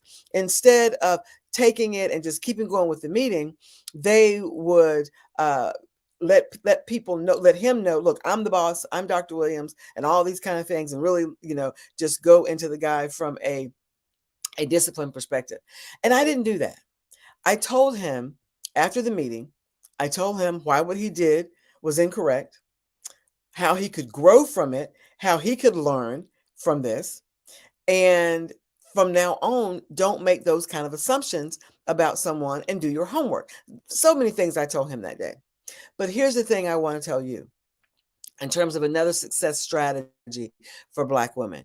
And that is when you run into things that seem to be opposing you, things that you may struggle with, when people are against you, in this case, it was opposition, when there's opposition with you, use that as a classroom. Use that as a classroom. And I have a process that every time something happens to me, and it could be good, it could be bad, it could be ugly, but every time something happens, I have a little process that I walk through or walk myself through the particular incident. If it's something that happened on the job when I was working, if it's something that happens now in my business, and I'm going to give you this process very quickly. Write it down, write it down, write it down. Okay. And it's very simple. You've heard it before, but we're going to apply it to opposition, challenges, those things that happen to you so you can stop focusing on the what happened and start focusing on how can I use this as a classroom for my next level of success, right? So this is what I walk through. When things happen to me, I ask myself, number one, who was involved? Okay, the who was involved. Then I ask, what happened? Number two, what happened? What was the thing that actually happened?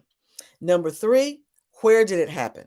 Now, you might say, well, why does where does it happen important? Because it's a difference whether it happened in a meeting versus it happened out in the hallway versus it happened with me being on stage with 500 people.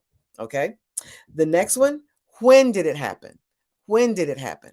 So when did it happen? Meaning, did it happen in the middle of my career? Did it happen during a meeting, in the middle of the meeting, that sort of thing? When did it actually happen? Because that makes a difference too. The next one, how did it happen? What was going on in the meeting or wherever we were? What was going on when this happened? How did it actually happen? And then why did it happen? Meaning, did I do something? Did I come off a certain way? Did someone else make some assumptions about me? Is that what happened? Okay, like the example I gave you, he made some assumptions that Dr. Williams was not the doctor myself. He made assumptions that Dr. Williams was going to be a different person, right?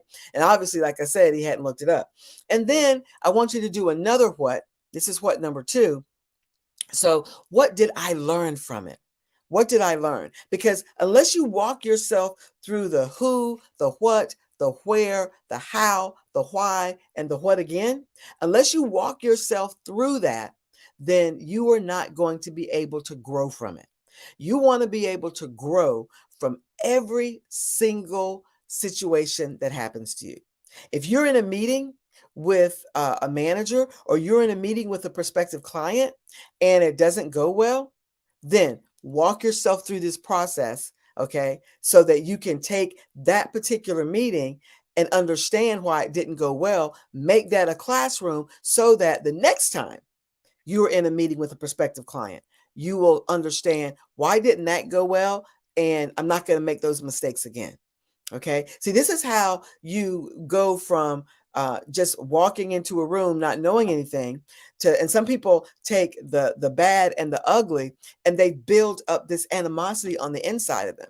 And I'm saying, don't build up animosity on the inside of you.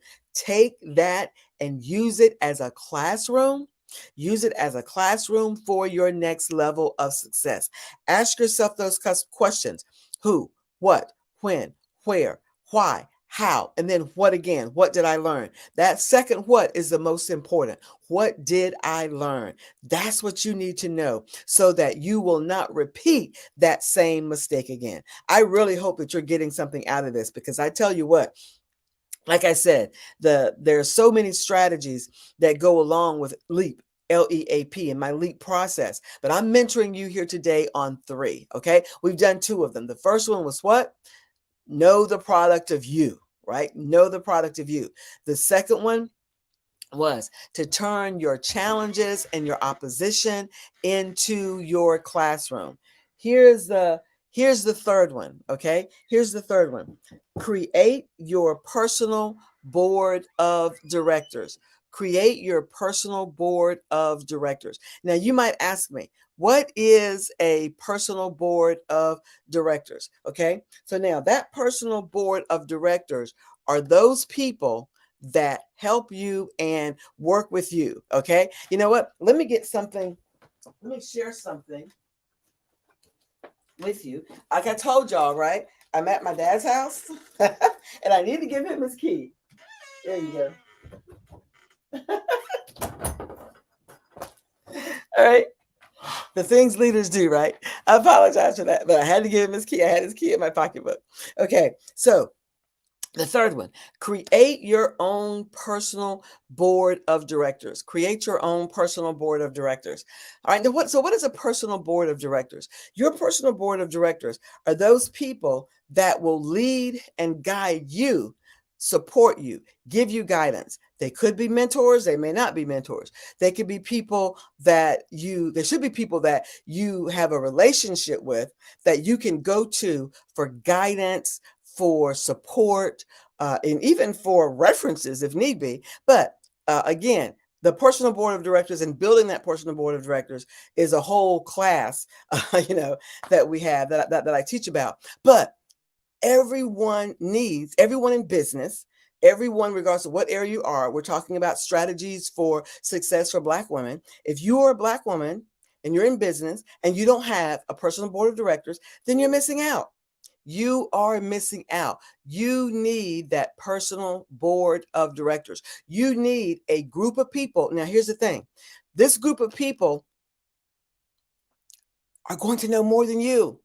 This group of people are not going to have all the same level of experience and of expertise. This group of people are people that can add to what it is that you're doing. That's why that's so important. This group of people do just that for you. Okay. So here's another thing. Your personal board of directors, there should be some people on there that don't look like you.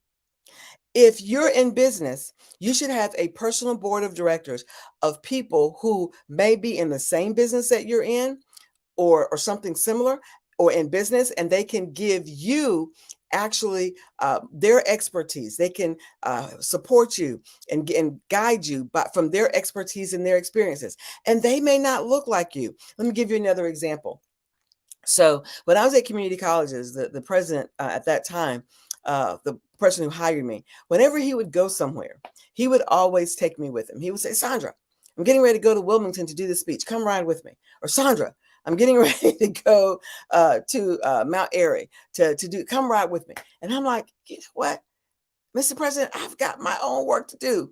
That's what I'm thinking. I don't have time to ride to Mount Airy with you. That's going to take my whole day. Or Wilmington, I don't take my whole day.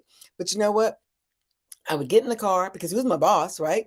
So I get in the car and I go with him. So then he got ready to retire. So he and I went out to lunch. He got ready to retire. So I finally asked him, I said, Mr. President, can you tell me why you would always have me go places with you and ride places with you? And when you would walk over to the General Assembly, when you would go meet with legislators, why you would always have me go with you?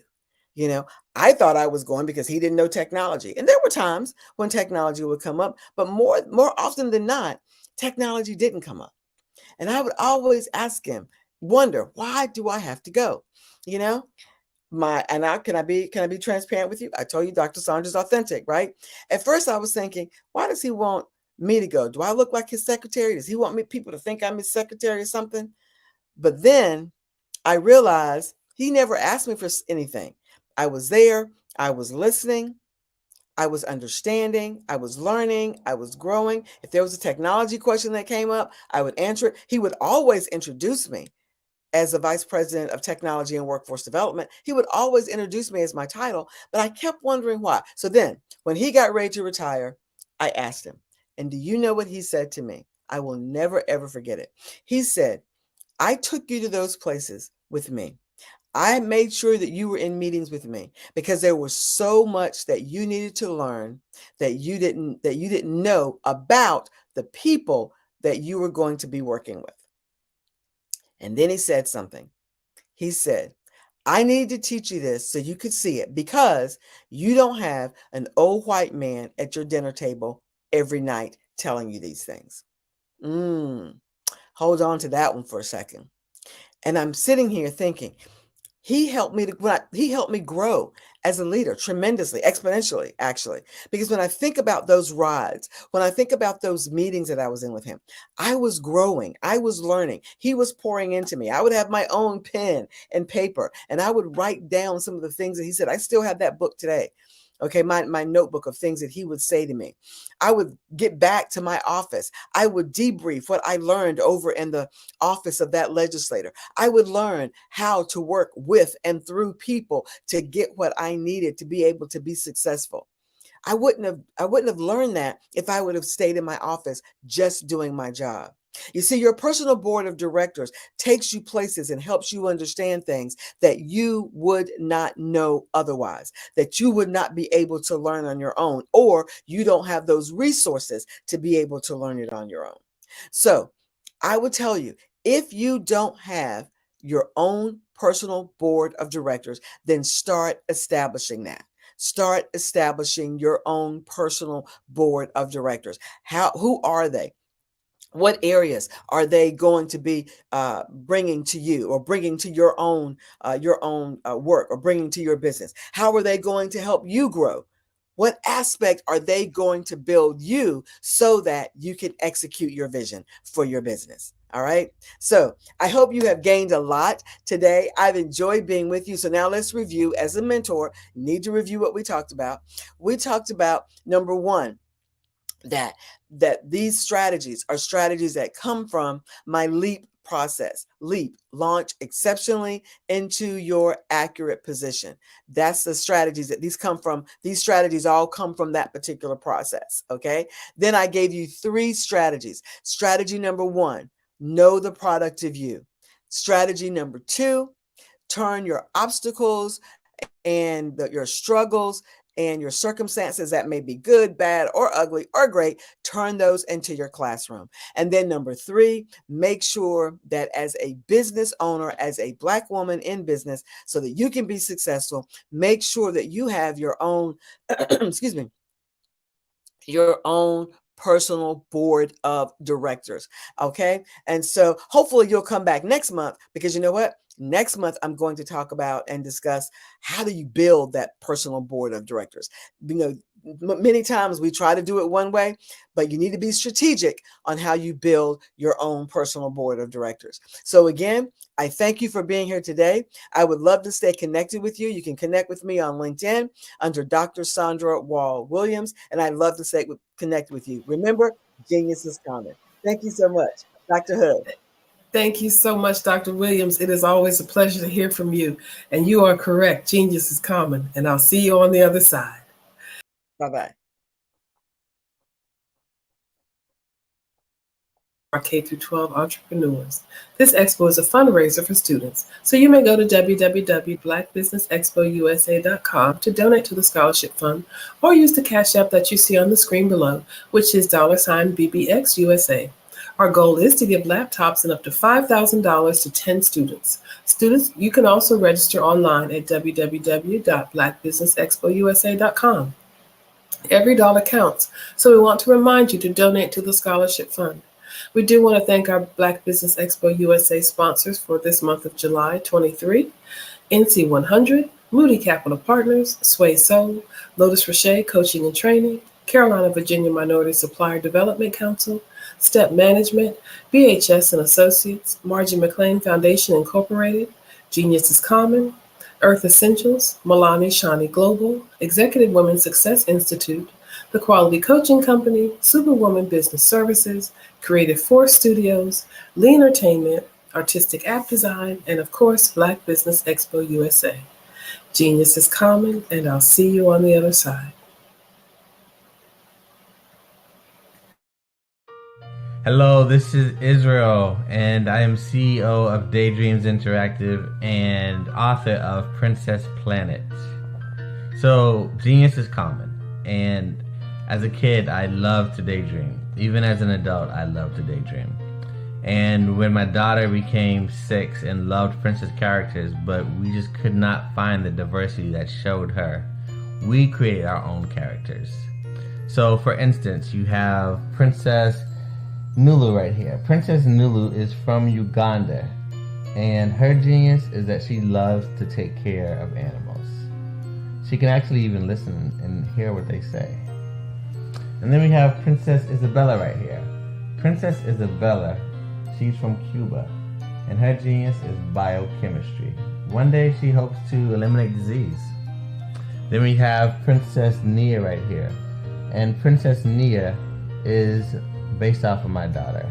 And she is what she wants to be, the greatest dancer alive. So that's her genius. So what's your genius? My genius is my imagination. Genius is common.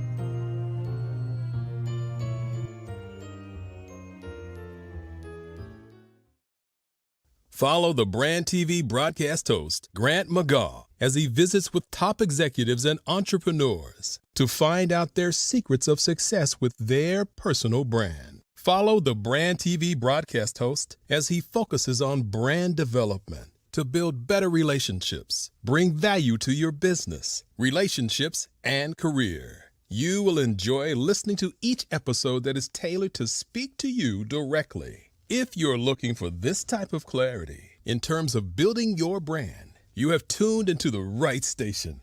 Each episode will help you to shape a conversation in the 5-star BDM network of 20,000 professionals and become a springboard for your corporate engagement and business opportunities. Each guest will frame their story in the areas of personal branding, business development, career development, financial empowerment, and technology innovation. Grant McGaw explains why he is the CEO and owner of his own professional career. Grant is an accomplished business leader and entrepreneur who wants to give back to individuals to grow their personal brand strategy. Tune in as he weaves his story about new possibilities, while to you exceed expectations. If you love storytelling, this show will make for fun. I'd like you to imagine with me, if you will, opening an app where you can collaborate with like-minded individuals from around the world, get inspiration and in-app tools to launch and grow your business, as well as share your knowledge and earn compensation, all in one app. Well, the name of that app is Truso, short for Truly Social. Hi, I'm Matthew Newman, the founder and CEO of Truso, a new concept in social media. Truso is designed from the ground up to be a platform that's both social and empowering for all its users. How exactly do we do that?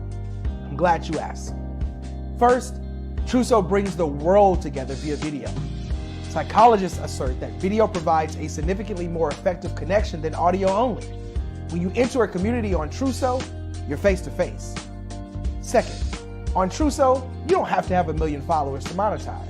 Our business model allows all hosts and moderators to monetize, no matter the size of your following, by 1, producing fee-based content, and 2, inviting others to join the platform as subscribers. Even more, Truso has an in-app resource library with over 100 free resources, forms, and documents to help you build your brand and grow your business. Third, Truso is inclusive. The deaf and hard of hearing communities make up 360 million people worldwide.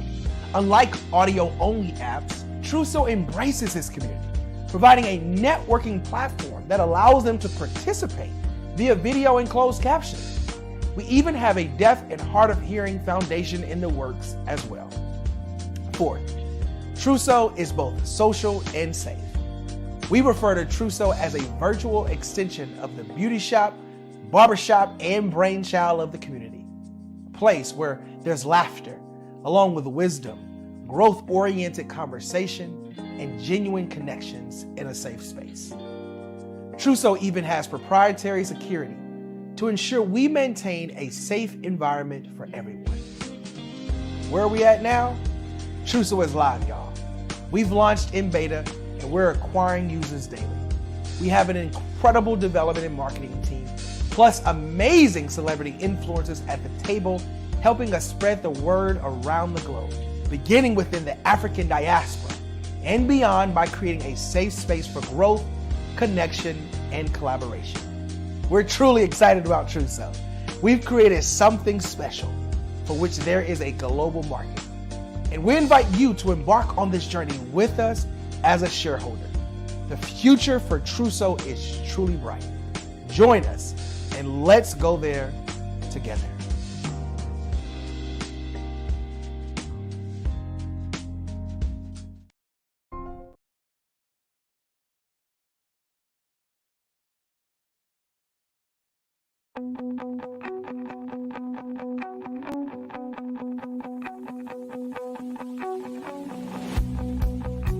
I am Black business.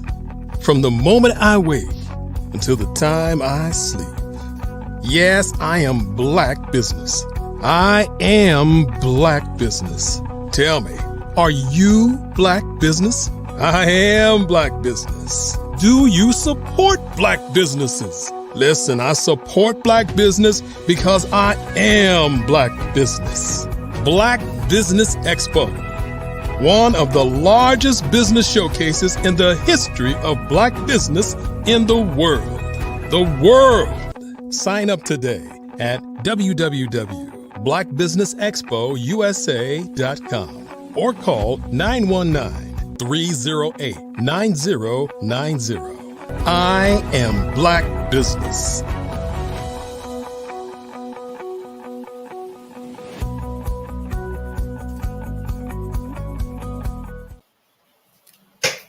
Good morning again, and we are so excited. We can't get enough of Dr. Wall Williams, so we are going to be welcoming her back in the studio with us so she can continue to give us some more expertise, because we know here at the Black Business Network, we are all about showcasing Black businesses, the owners, entrepreneurs, and the thought leaders that we have. And as we welcome, there she is. Well, welcome her back in. Just a few questions, because again, and we do appreciate your being with us monthly and sharing your expertise. Just a few questions. What maybe originally got you into this line of work? So I will tell you, it literally goes back to 5th grade. Wow. Like I said, a lot of my learning happened in this particular room. Again, I will say I had to apologize to Dr. Kelly because I'm in Rockingham, not in my usual studio. Yeah. I'm at my dad's house and I'm in my room. But when I was in the 5th grade, my dad came home one day and he was working in the mill. He came home one day and he had a book in his hand. And he told my mom that we're going to be in this economic situation that we're in because I can't do this in this book. So I'm like, what's in that book that my daddy can't do? Because my daddy can do everything. And so he and my mom went to the back. And so he laid the book on the table. I'm looking at the book. Bottom line, open the book. What was in the book was math. It was fractions, to be specific. And so I said to myself, my 5th grade teacher, Miss Stansel, just taught us how to do this. I can teach my dad how to do it. So I taught my dad how to do fractions. My dad was able to go to the railroad. Now, the railroad is one of the, other than doctors and lawyers, the railroad in Richmond County is one of the highest paying jobs in the county. And so my dad was able to go to the railroad, get a job at the railroad, quit the mill. It changed our economic status situation forever. Okay. Wow. He was able to pay for my college, and just everything. Just changed everything. My mom was able to stop working and come home, take care of my brother. Just changed everything, literally. And so what I saw then in 5th grade was how learning can transform your life. Right. I taught my dad how to do fractions. It changed everything in our household financially, right? And so I remember that all through high school, all through college. And so I started out in engineering. I went to NC State, I actually majored in mathematics. Okay. So then I got into mathematics, got into engineering. I love that work. And then I got into training and development. I love that work. And then I got the opportunity to be able to work for the community college system. Absolutely love that. But I knew that, you get to a point where it's time. Yeah. It's no longer your time. Your time is there. So then I started I retired from there and went on to do my own company, which I have today, which is supporting women in leadership, specifically with their vision, building themselves so they can execute their vision. Okay. So you're working primarily with women? Are you working primarily with women? That's your population? Okay. I work primarily with women. Yes. Okay, I was gonna say, how have you maintained, because you have had a long career, just being purpose driven the entire time. How have you maintained that strength? Oh, wow. I will tell you two things, God and family. Just that simple. God and family. Many people many people use the term that they put God first. And my pastor, my previous pastor, he's gone to be with the Lord now, Bishop Elfo de Ferrar. He told me one day that if you put God first, that whatever is second can take his place. So he said, Sandra, put God in everything. And that's what I do.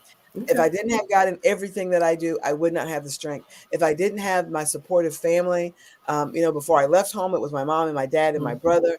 I've been married for 33 years. My husband, Dennis, supports everything I do. He's always there. And my son.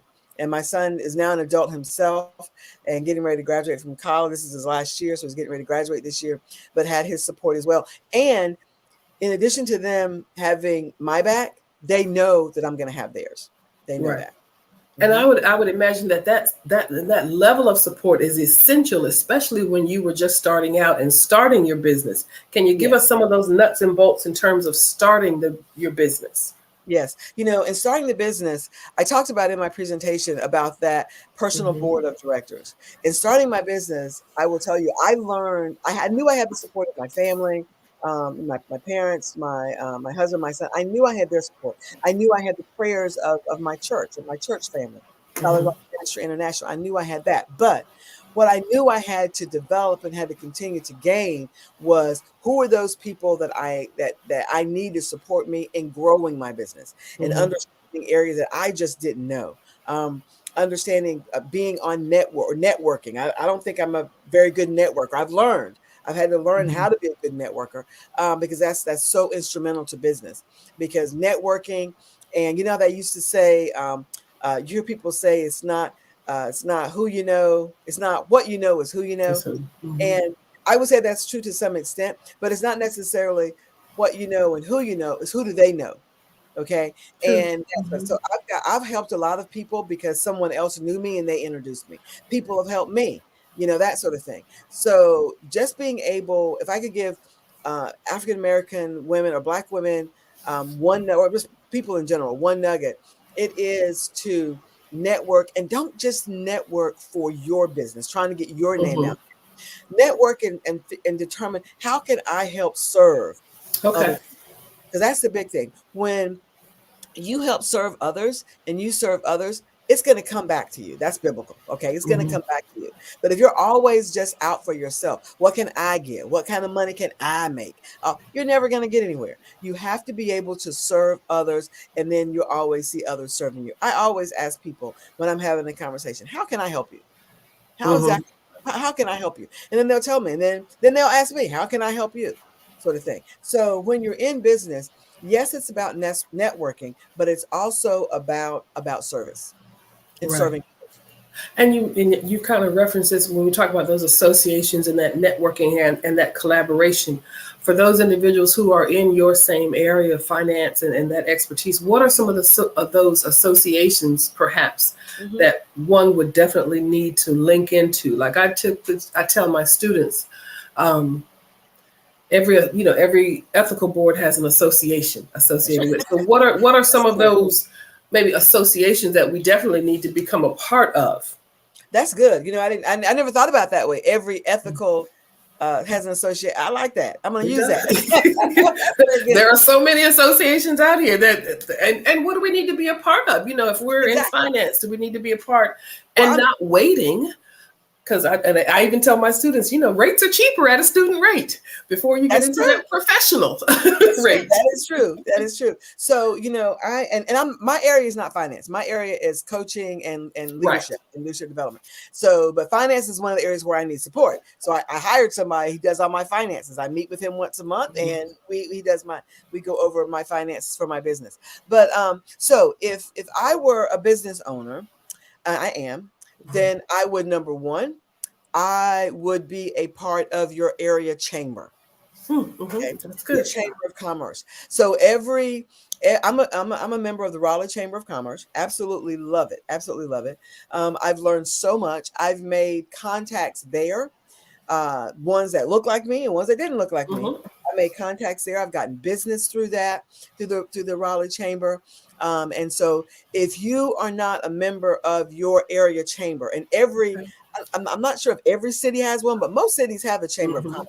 Right. And so You definitely want to be a member of your area chamber if you're a business, okay? And then whatever your business area is, okay, then you'll want to be a member of that as well. So what I mean by business area, I'm a coach, all right? I'm a coach, I'm a mentor. So I'm a member of ICF, International Coaching Federation. Okay, because that helps you stay current with all the things that are for your particular area. If you're in finance, then you should be in finance, like you say, the association associated with finances. If you're in ministry, then you should be in a ministry organization. So whatever your business area is, what is the organization or association that accompanies that, and you should be in that. Now, I know that sometimes those fees can be a little expensive, but it's worth it because you'll want that professional development. The association is going to keep up with the trends, the market, that sort of thing, and then they're giving that information to you. You need that information. Okay, I'm also on boards. I teach about being on boards and teach Black women how to act, what they need to do to build themselves so they can actually get on a board or prepare themselves to get on a board, a paid board or even unpaid, but a board period, because you need that board service for that next level of leadership. And so I'm also a member of NACD, National Association of Corporate Directors. Okay. Those are that particular organization is for people who are on boards. As a matter of fact, they spotlighted me this week as a member in their advertising and all that. So I'm spotlighted this week. Okay. But yeah, so whatever you are in, okay, you need to have your business in a business area. Like I said, your chamber, that's for local. And then whatever business you're doing, you need to get in that organization so that you can keep up with the trends and what's going on in the area that you're doing business in. That's good. That's good. Tell us, Dr. Williams, one more time. I heard you mention Raleigh, so I think you're in the Raleigh area, maybe in the Triangle. Yes, Make ma'am. sure we know how to contact you. Let us know. Okay, so you can contact me through LinkedIn. And in LinkedIn, I'm Dr. Sandra Wall Williams, and Wall is my middle name. It's my maiden name, but I use it as my middle name. So you can contact me there, or you can just reach out to me via email, and that is drSandra@drsandraonline.com. Okay. Oh, and I did have one more question. Yes. I know you're national, but are you international? So if there was someone in our international audience, are you able to work with them as well? I am able to work with them as well. As a matter of fact, I have worked internationally several times, been in several international conferences, both physically before COVID, and then of course since virtually since then. Really enjoy that. And I will tell you, that's another business nugget. Please learn international customs and different things, because you never know when that opportunity is going to come to you. I posted something in LinkedIn the other day, and I said, if you want to go up, then you've got to show up. And showing up means that you expand yourself, you expand your knowledge, and you expand who you are in many different ways. We love it. We love it. And thank you for that last little nugget. Again, we appreciate you, because you're giving us not only nuggets, but seeds that are helping us grow. So Thank you again, Dr. Williams. Genius is coming, and I will see you on the other side again. Thank you. Bye-bye. And again, we do want to remember our scholarship program. The Black Business Expo's mission is to raise funds for high school seniors or our K-12 entrepreneurs. The expo is a fundraiser for students, so please go to www.blackbusinessexpousa.com to donate to the scholarship fund, or use the Cash App that you see on the screen below, which is $BBXUSA. Our goal is to give laptops up to $5,000 to 10 students. Students, you can also register online at www.blackbusinessexpousa.com. Every dollar counts, so we want to remind you to donate to the scholarship fund. We do want to thank our business owners, Black Business Expo USA sponsors for July 2023, NC 100, Moody Capital Partners, Sway Soul, Lotus Roche Coaching and Training, Carolina Virginia Minority Supplier Development Council, Step Management, BHS and Associates, Margie McLean Foundation Incorporated, Genius is Common, Earth Essentials, Milani Shani Global, Executive Women's Success Institute, The Quality Coaching Company, Superwoman Business Services, Creative Force Studios, The Entertainment, Artistic App Design, and of course, Black Business Expo USA. Genius is common, and I'll see you on the other side. Over the past few years, we've seen the growth of existing and new initiatives focused on financial inclusion, building global networks, and reducing the wealth gap in response to the idea there's not enough seats at the table. Whether their outcomes are to increase the representation of Black executives on corporate boards, ensure an inclusive global economy, or to create new U.S. African commercial pathways, the strategies are often carried out by separate programs. The question is, should they be? With the continent of Africa being home to more than half of the world's fastest growing economies, the youngest workforce, over 400 companies generating more than $1 billion annually, 700 generating more than $500 million annually that are poised for growth, and being the destination of nearly $5 billion in venture capital in 2021. Diversifying U.S. and Africa commercial engagement by building bridges between African businesses and their U.S. diaspora should begin being seen as mutually beneficial. From helping to reduce Africa's enormous capital gap to catalyzing two-way trade opportunities, the COVID-19 global pandemic hopefully has taught us that global challenges and opportunities are more interconnected than we thought.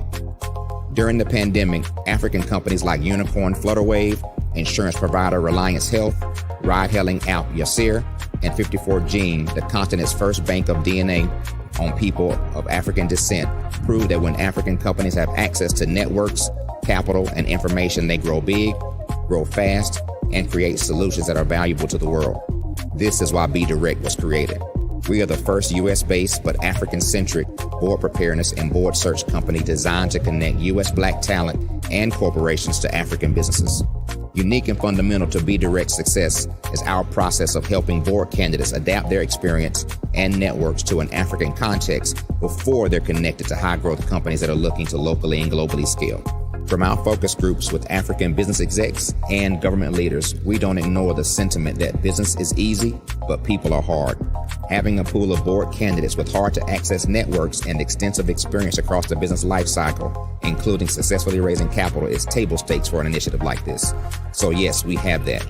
But corporate or entrepreneurial success in the U.S. does not guarantee success in Africa. Developed alongside industry partners on the continent, our training program, Be Direct Prep, is designed to transpose their experience to create cultural comfort, understanding, and a commitment to helping businesses in Africa scale. Our board governance sessions are African, continental, and country specific, integrated with cultural awareness and dexterity training, masterclasses led by African industry execs, and mentoring and coaching from African continental-based facilitators. But even more unique to Be Direct Prep, we cap off our training program with an immersion trip to help candidates that have not been to Africa before see and feel Africa's complexity and opportunity from African soil. We all know traditional network-based board placement has historically left a lot of us out of ever really being in the paid board pipeline. Our strategy supports the work of many great organizations that are successfully filling seats at U.S. board tables by creating more tables for those that are still left on the sideline. It's time to start seeing the role and value of U.S. Black talent and businesses on the continent of Africa differently. Old perceptions and habits limit economic inclusion. Let's transition Black talent and the African businesses they will support from the periphery of the global economy to its core. Living in a global lockdown, we all know now how fast local and global economies can change, and see the value of having businesses that hire, strengthen local value chains, and even grow globally. Status quo in any form holds back progress. We must democratize U.S.-Africa commercial engagement by socially and economically connecting cultures that have long been disconnected. It's time for Africa's U.S. diaspora to redefine their global value by helping African businesses scale continentally and globally.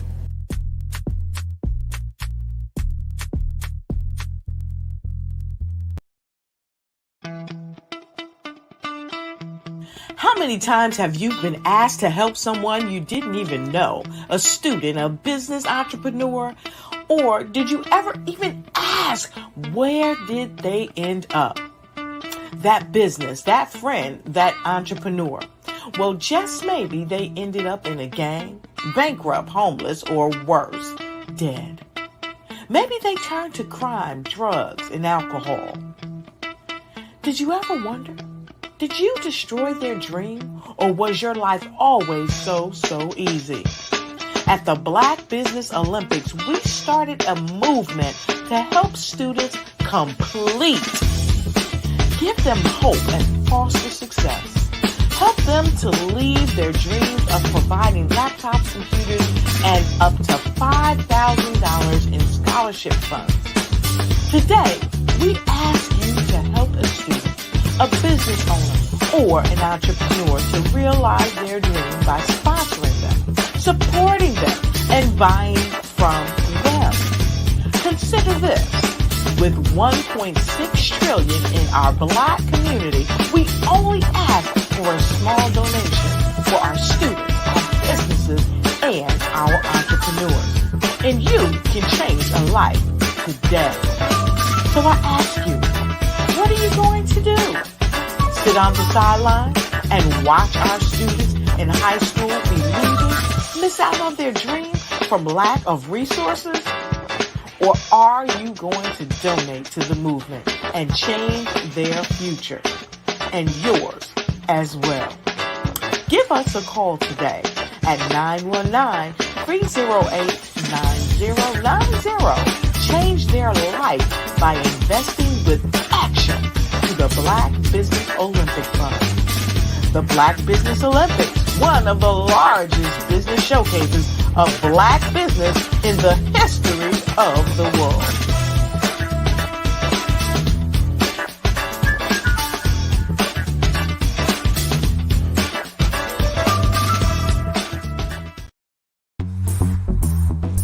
Attention all entrepreneurs and companies. Are you looking for reliable and efficient virtual assistants and back office support to help you manage your business tasks? Look no further than Superwoman Business Services.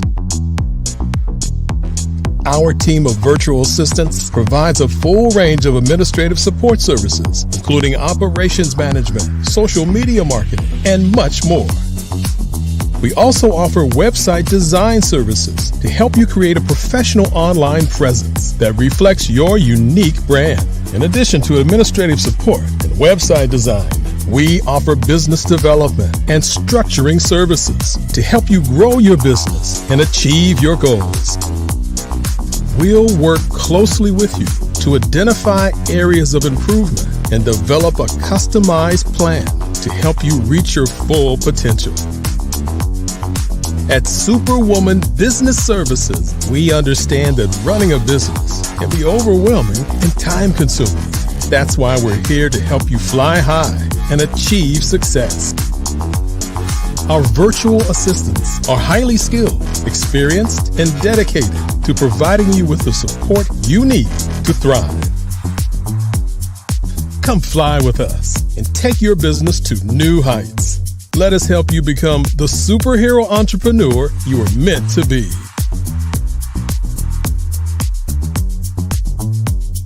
Contact Superwoman Business Services today to learn more about our back office support services. Come fly with us and take your business to new heights. Follow the Brand TV broadcast host, Grant McGaugh, as he visits with top executives and entrepreneurs to find out their secrets of success with their personal brand. Follow the Brand TV broadcast host as he focuses on brand development to build better relationships, bring value to your business, relationships, and career. You will enjoy listening to each episode that is tailored to speak to you directly. If you're looking for this type of clarity in terms of building your brand, you have tuned into the right station. Each episode will help you to shape a conversation in the 5-star BDM network of 20,000 professionals and become a springboard for your corporate engagement and business opportunities. Each guest will frame their story in the areas of personal branding, business development, career development, financial empowerment, and technology innovation.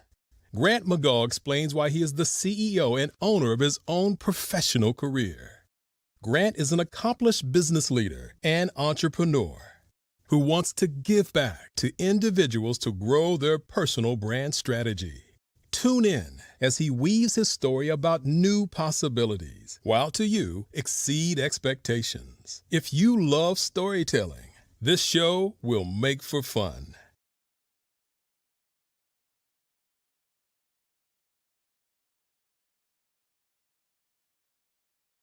Let's get drastic, building relationships to get you known, get you connected, and get paid.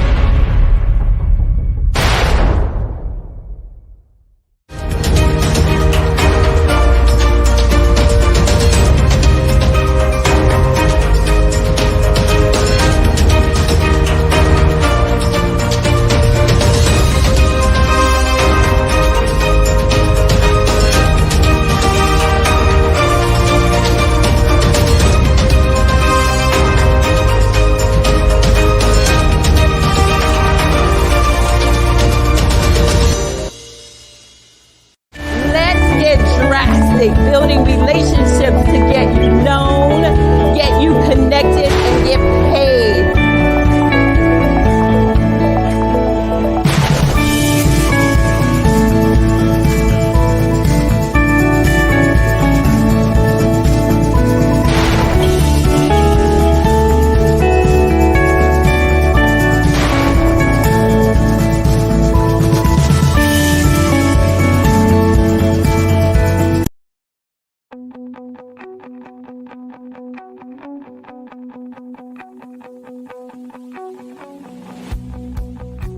I am Black business. From the moment I wake until the time I sleep. Yes, I am Black business. I am Black business. Tell me, are you Black business? I am Black business. Do you support Black businesses? Listen, I support Black business because I am Black business. Black Business Expo, one of the largest business showcases in the history of Black business in the world. The world! Sign up today at www.blackbusinessexpousa.com or call 919-308-9090. I am Black business.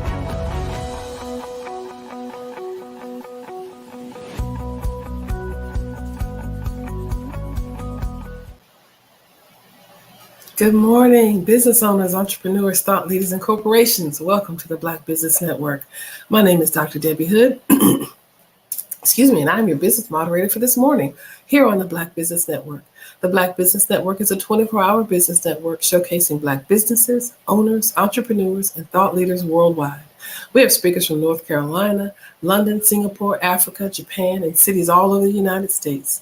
The Black Business Network is a global community sharing its business knowledge to empower, inspire, and educate businesses about business. Our next speaker is Ms. Tandra Price of Unconnet. Ms. Price is a speaker, author, trainer, and networking coach with over 15 years of experience as a network marketer and sales professional. Ms. Price has created her next adventures, coaching and creating an empowerment movement for women in business and those who are aspiring. This concept quickly became successful, which led Ms. Price to create Conversation Over Coffee and Uconit, a platform that assists women in tapping into the power of networking and teaching them how to leverage different multi-level marketing resources and strategies to create generational wealth.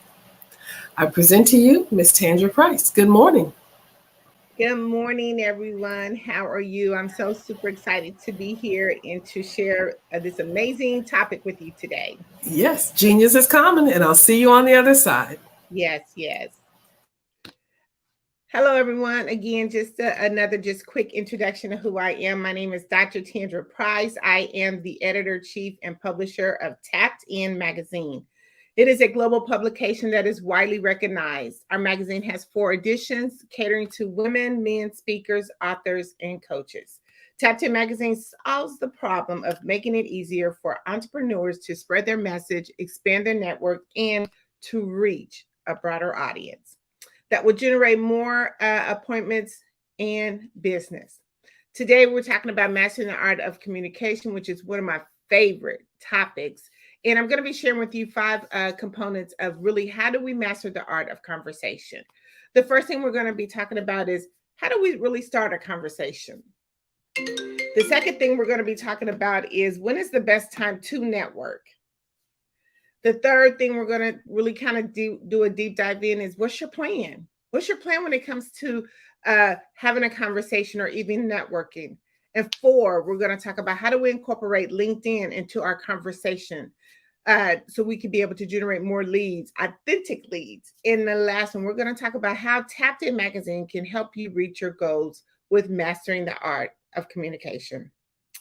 So today, as we set these strategies that I have personally used to engage in really being confident about my conversation with anyone and anywhere I go, a lot of these techniques that I'll be sharing with you have actually been proven through my team and through people that I have coached. It's just been able to show some very valuable information within our network. So let's kind of just, again, do a deep dive into what mastering the art of communication is and how we can explore that and how you can enhance that to make your communication skills even better to help elevating your business. So really, every day there's a conversation happens, and probably we really don't realize it. But if you really kind of think about, how many conversations are happening around us every day, they say approximately 2 minutes somewhere is having a conversation. But here's the cool thing about when it comes to really mastering the art of communication and really how do I get my message out effectively and efficiently? Well, we know that about approximately 50% of the population right now uses some type of form of platform to really kind of get their message out. See, we used to use the telephone book, and we would go through there to try to find different leads, or we would use like newspapers. We do email marketing. We would do billboards. We would do print and ad distribution. But see, now, because we have this beautiful thing called the worldwide internet, there's so many different platforms that you can use or channels that you can use to really get your message out more quickly and efficiently. So I'm going to share with you some of these different type of platforms. You probably used some in the past, or you know of them, or even some of your maybe colleagues or friends or even other entrepreneurs use these. One is going to be the Facebook, which has been a very popular platform that a lot of people use, could be personally or business. We always got the handy dandy phone, which is our via phone. We do via chat all the time. Messaging apps, which is a really popular way of getting your information out. There's several different messaging apps that are out there that you can use. And we know just one just came out just recently, which was the Thread. We do team chats, Instagram, Twitter, Skype, Google Meet, Zoom, Slack, WhatsApp. And there's plenty more of other channels that can be used that we really sometimes just don't know. But we're always constantly seeking ways to effectively convey our message and to get it out faster and effectively. See, the ability to express ourselves clearly, confidently, and to help establish and build better relationships and meaningful connections. So we really want to, kind of say, how do we start this conversation? What are some ways that we can start the conversation? Well, I'm going to be sharing with you 8 ways to really, how do you start an effective conversation? See, these are things that we do all the time. They're on autopilot, but we really don't know that we're doing them. But see, if we kind of take time to think about how conversations are really start, you would be amazed of how effectively you can make your conversation when you really realize what we're doing, instead of everything being on autopilot. So the first way is, we always talk about introducing ourselves. We want to do ourselves when it's time to introduce ourselves, we just want to do it very casually. And just, introduce myself. Hello, my name is Tandra Price, Dr. Tandra Price. How are you? If I'm in a professional setting, I always want to do a handshake, do a firm handshake, and look them in the eyes when you actually introduce yourself. It's just a way of you kind of feeling confident and giving them, your prospect, or the person that you're trying to engage with, making them feel confident in who you are. The second thing is asking questions. It's always really good to ask questions, because when you ask questions, you're actually engaging with other people that you're wanting to build relationships with, or that you're looking to get an immediate response. Just think about it. When you go into a store and you're looking for something, you're always asking a question. That means that you're trying to engage with the other person that you're actually communicating with. See, things have kind of changed from where they used to be to where they are today. But these are some things that we automatically do. Again, just think about it. When you go into a store, when you are looking for some information on the phone, you always ask a question. The third thing is seek advice. It's always good to tap into people, because see, they like to help. Other people love to help and give their advice to you. They're looking for, a matter of fact. Just think about it. A lot of people want to know, because they love to talk about themselves and they love to share information. So when you're actually seeking someone's advice, that's another good way of starting a conversation and getting engaged with someone else. I always offer a compliment. That is the best way to start a conversation, because again, people want to know that you make them feel good, that there's something that about them that is interesting, and they want other people to notice that. Just think, that's why we get dressed up really beautiful in the morning. That's why we put on amazing clothes. We buy amazing things, because it makes us feel good, but we also want other people to know that as well, or acknowledge that as well. So doing a compliment is really, really well. Making observations. Now, when we are in our surroundings, we kind of got to think about what's around us. How can we really take that as advantage? A lot of people don't really think that their surroundings or their environment that they're in could be a way of starting a conversation, but it really is. Just think, if you're at the gas station, and it's sunny, hot, or raining, that's a perfect way to start a conversation, because now you're observing your surroundings, what's in your environment that you can pick, kind of do, I call cherry pick with a conversation. Just even if you're at an event, think about your surroundings, cherry pick things that are around you that you can look to your neighbor, to the right or to the left, and start a conversation with someone. I always use humor. I love jokey jokes, because I love to have fun. And I always think about, when I'm doing a conversation, it's a fun thing to do. So think about humor when you're into your starting a conversation. Start a joke. Think of something funny. Look at something funny, and kind of bring that out to the conversation, or add that to the conversation, because it can be so valuable to you. Also, share personal stories is another way of starting a conversation. People love to share stories, because you get to know a little bit more about the individual that you're trying to engage with. Kind of what's going on in their day, what makes them tick, what's an understanding that you can kind of pick from in their story, that you could be the resource to that person, or what their need. Your service or products or service could be that resource, or you can even share that information with someone else, or is someone in your pool of resources that you could be able to help that person. But sharing a personal story is always the best way to get a conversation started. And we want to make sure, our last thing is to be very active listening. We have to make sure that we're listening to the people that we are trying to connect with, or that are starting a conversation. Is nothing better than actually listening to someone, to make sure that you're paying attention, that you're finding the clues. When we do active listening, when we're talking about starting a conversation or mastering our conversation, that is the biggest key, to make sure that we're listening, kind of maybe taking mental notes. So I always get asked in my line of field, when is the best time to network? They call me the woo-woo the networking ninja. They're always asking, when is the best time to network? And I always tell people right now. Right now is the best time to network. Actually, when you woke up this morning and you started a conversation, you really begin networking. See, but the time this morning, I have been on 3 calls already, and I have been networking and starting a conversation. I like to really mirror networking and conversation together because it's kind of one and the same. I'm having a conversation, but I'm actively listening and paying attention and networking at the same time. So we want to make sure when is the best time to network is right now, because we know what we have to build long-term relationships. Networking is not a short-term hit and get. It is a long-term process. It's building relationships. Just think when anytime you meet someone, you're building a relationship. You're building that know, like, and trust factor, and they got to get a chance to know who you are and what you do. So it's so important that we make sure that we take time to marinate our relationships. We take time to build the relationships that we're starting to build. Because once you build those relationships, even within the process of networking, there's so many benefits. Let me share a few of them with you. So increasing your visibility and credibility is a perfect benefit when you are actually doing effective communication or networking. Because see, when you become in front of people, more in front of people, again, you're conveying a message, you're talking to people. When it becomes where you're visible into the community, you're allowing others to get familiar with you and know your industry, know your expertise. When you actually become visible, it makes you more credibility. It builds more credibility. Again, the benefits of communicating effectively and efficiently and networking, it builds opportunities for collaborations. See, networking, you can be networking with like-minded individuals.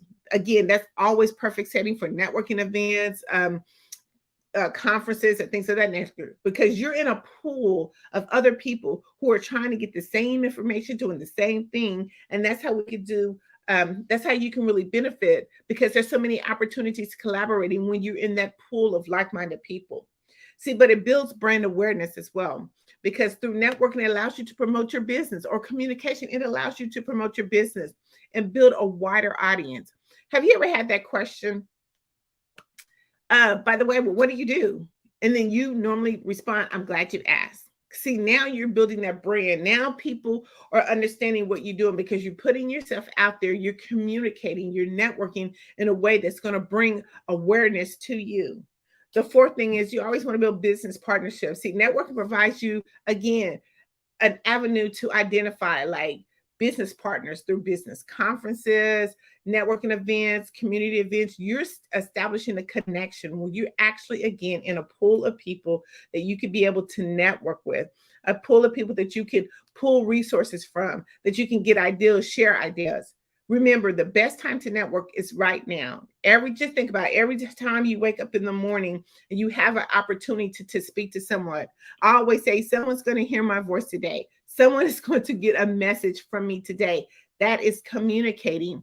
And you can look at it as networking, but it is communicating. We have to marinate the relationships that we're trying to build so they know that we're here for the long haul, that we're not here for the short term. It is so important that we understand the process when it comes to communicating. Remember, that's just like if you're trying to date someone, you're not going to just, give your business card to them and say, this is who I am, this is what I do, and then expect them to want to do a follow back up with you. No, they've got to see you a couple of times. You got to talk to them a couple of times. You've got to be able to engage with them more than once. So just think about best time to network is right now. Remember, the first thing you get in, or just think in the morning, someone is going to hear a message from you, and that message will be whatever it may be, but you're going to be communicating with them. The third thing is we want to talk about what's the plan, and this really towards when you actually at a networking event, whether it's virtually or in person, what's the plan? How am I going to use my time wisely? What is going to be the most effective use for me? So you have to have a plan. Just think about it. We get up in the morning, we go to the grocery store or wherever, we have a plan. We have that handy dandy list that we write to make sure that we know exactly what we're going to get. We have it all measured out, or even just think when you're going to do a cooking or you're going to make something, you have the recipe, the ingredients. That's the plan of how you're going to make this thing work. So let me share with you, when you go into a networking event, there has to be some plan that you have to have before you get there. One, I want you to do the research on the event. Find out how many times the event takes place. Who's actually hosting the event? What are some of the sponsors of the event? Think about all the research that you would do, even if you would like doing a job search. Think of all the things that you could possibly do, because see, you want to make sure that your ideal client's there, and you want to make sure it's the event that you're supposed to be at, because you don't want to be wasting time in an event that really doesn't serve the purpose of your business or the purpose and need for you.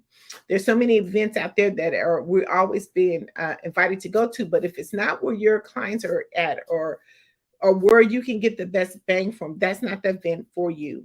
A lot of people get frustrated with networking because they go to all these different events, but a lot of times they don't have a process, they don't have a plan. So it becomes frustrating, becomes a waste of time for them. The next thing we want to do is make sure that you do some research on the host and the co-host. That's so important, because whoever's hosting that event, you want to kind of take a look at who their following is. Check them out on LinkedIn, Facebook, Instagram, Twitter, on all those different platforms that I talk about. Why is that so important? Because we want to know who's going to be in attendance. Who are they pulling and bringing to the event? That's so important that we make sure that we understand who the co-host and host is. We want to make sure that we join any of the Facebook groups. I was just invited to a group the other day, and the first thing they said, join our Facebook group. Perfect opportunity for you to get yourself in there and get to know someone. Go in there, like and comment and share on some of their things that they're doing, but also just introduce yourself and say, hey, I'm glad to be a part of the group. Because if it's virtually, you'll get to know them before the event starts. If it's in person, then you'll be able to connect the face with the person that you've already been connecting with. You know, it's like voice to face. You want to make sure that you be able to do the same thing. It's so very important, because it helps break the ice when you get there. It's that icebreaker, it's that calm breaker when you get there, because a lot of time, even on virtual, we want to tend to have our picture up.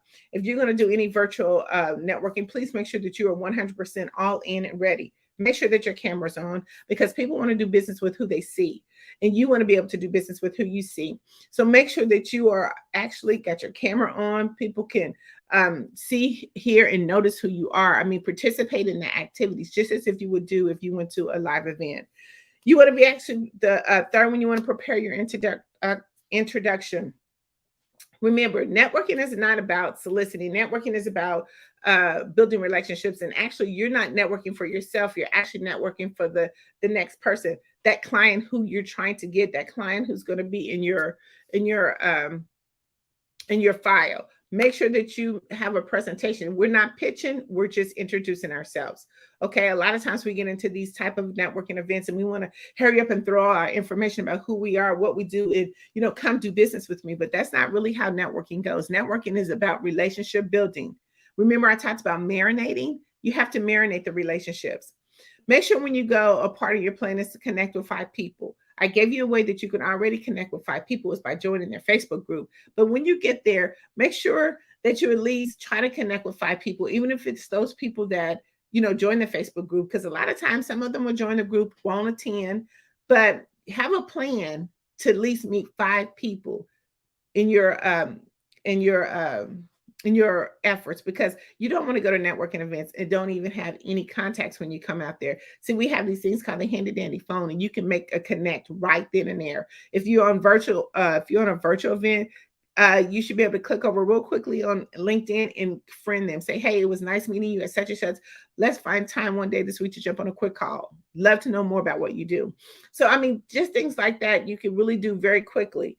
Remember, I always talk about active listening. When you have a plan in networking, whether it's virtually or in person, you have to do active listening. Your prospect across from you, the person that you're engaged with, has to know that you are actively trying to communicate with them, and that you are listening to them. See, the best thing that when you don't do when you have an event is that you are not listening. People do not like the fact that when you are not listening to what they are saying, because you want the same respect from them. Make sure that you have a follow-up plan. In my phone, after I leave an event, I have a certain little script that I automatically send to people, because within 24 to 48 hours, you are going to be forgotten if you don't have something that you could follow up immediately. So again, if you're at an in-person event, do it right there. Just do it right there. If you're on virtually, do it right there. You can, either you're on your computer. A lot of times when you're doing virtual and you have your phone, just go to LinkedIn, go to Facebook, go to something where you can connect with them, so you can say, hey, it was nice meeting you. Let's jump on a quick call one day next week. And my last one is, again, is always engage with them on social media, because It's so important because you want to like, share, and comment what they're doing. You want them to know that you're actively interested in connecting and marinating a relationship with them. Now, I kind of want to shift the gears a little bit because, it is about mastering the art of communication. But a lot of times when it comes to mastering the art of communication and networking, we have to figure out what kind of networker we are, what kind of networker we want to be around when we get to these particular events. And that is kind of really the icebreaker. That's how we can, make ourselves feel more confident when we get there. A lot of people get intimidated when they go to networking events because they're big events. And there are a lot of people in these events that they don't know who at this event. But learning these 5 type of networkers will help you determine what kind of networker you are and what type of networker in the room you want to be surrounded by. So I'm going to share with you 5 real quickly. The first one I always like to call the social butterfly. This is the type of networker that is always grabbing attention. You will see this person when you come into the room because they're normally in the corner and they're making a lot of noise. They're laughing, they're giggling, they're engaging, they're bringing people into their fold. They like to make people feel good when they come to the networking. They like to welcome you. Sometimes when you come into a networking event, they'll be like, welcome, glad you're here. Be very cheerfully. These are the type of people that will introduce you to other people if you're in that circle of networkers. See, I always tell people when you come into a networking room or even on a virtual screen room, do a 360 panoramic view of the room. Virtually find out. You will know immediately who you want to connect with people that show up on the screen. People that don't show up on the screen, you don't know if those are going to be the people that's going to actually be the ones who's going to want to take you to the next level. And the reason why I say that is because when you are attending an event, you have to be all in 100%, showing up. I always say the blessings are in the show up, and you have to do that on virtual screen. If you're in the room at an actual event, do a 360 panoramic view of the room. When I said those social butterflies, they're normally in the corner. And they're having a great time and they're introducing people. The second networker is those expert, or I call them observers. These are the type of networkers that are highly knowledgeable in their field and they possess valuable insight if you want to stick around and listen to them. These are the type of people you want to have your pen and paper ready because they're going to give you some type of information that you can use because they love to talk. They love to talk about their profession. They love to talk about what they do. And they feel like they're the only ones in the room that know it all. But if you pay attention and we do active listening, you can gain so much from these people. They're just finding a different way of engaging. 3 is, I call them the buffet eaters. A lot of times people just come to networking events just to eat and drink, right? But you will find that there's so much valuable conversation at the end of the buffet line versus the front of the line. Make sure that we kind of pay attention to where we are in the line because a lot of times those people, buffet eaters, they've been there a long time. They've come to the event. They're sitting there, they're going back for seconds or thirds, especially if it's free drinks. They're definitely going to give you all the information that you need. You'll know who's in the room, who to talk to, not who to talk to, by being one of, I call them again, the buffet eaters. I call the walker connectors. These are the type of people that they're focused on building relationships with people. These are the people that you'll see that have those business cards, which right now we should all have digital cards, but those are the people that have business cards and they're passing their information out. They're sending it out. They're giving it out to people. These are the people that they're just walking around and trying to do a casual connection. See, these are the people that are walking around that are really not stopping to get to know and like and trust the person that they're trying to engage to because they're just trying to pass out their information. These are people that maybe are corporate people and they know that they had to go to the networking event and they have to be able to give out this information. And these are the people that you will find.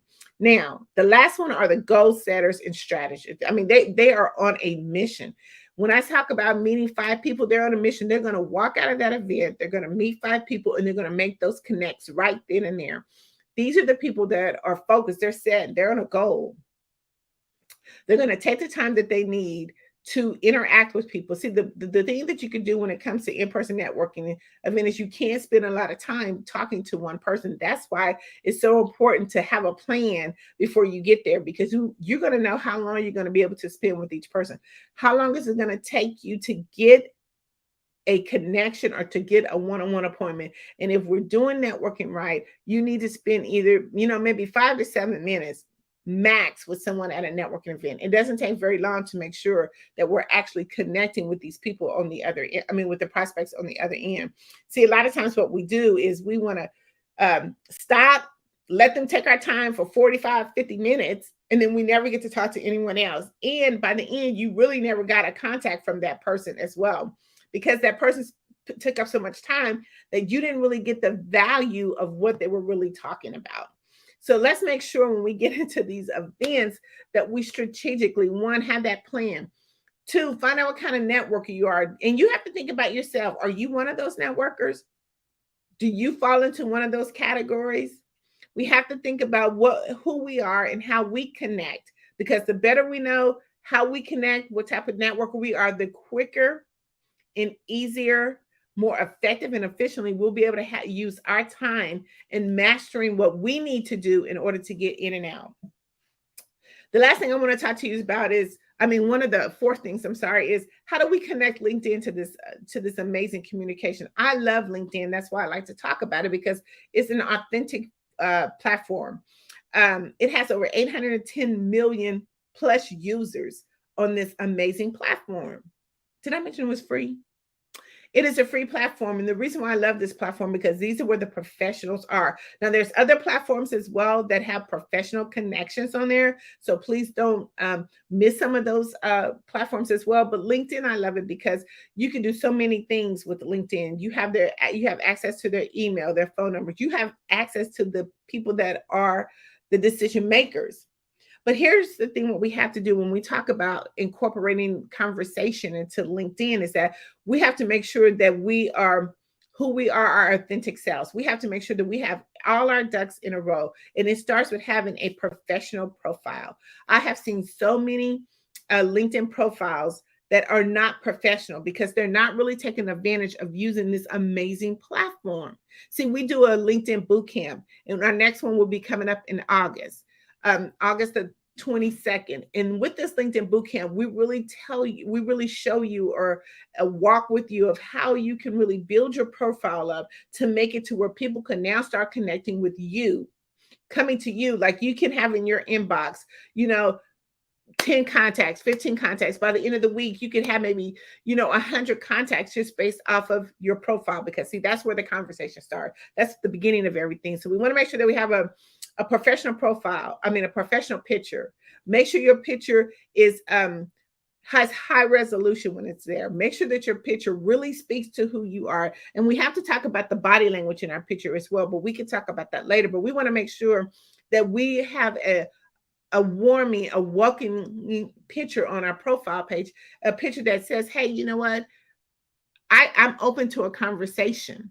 We have to make sure that we have a professional banner as well. A lot of times you can tell within the beginning of your profile, because LinkedIn has this part right here, because they're always doing some reconfiguration to their pages. And they're trying to seek out what is the best information that's going to be an attention grabber to those prospects that are looking. So right now they're changing things a little bit. You can do videos right now in your banner. You can do videos in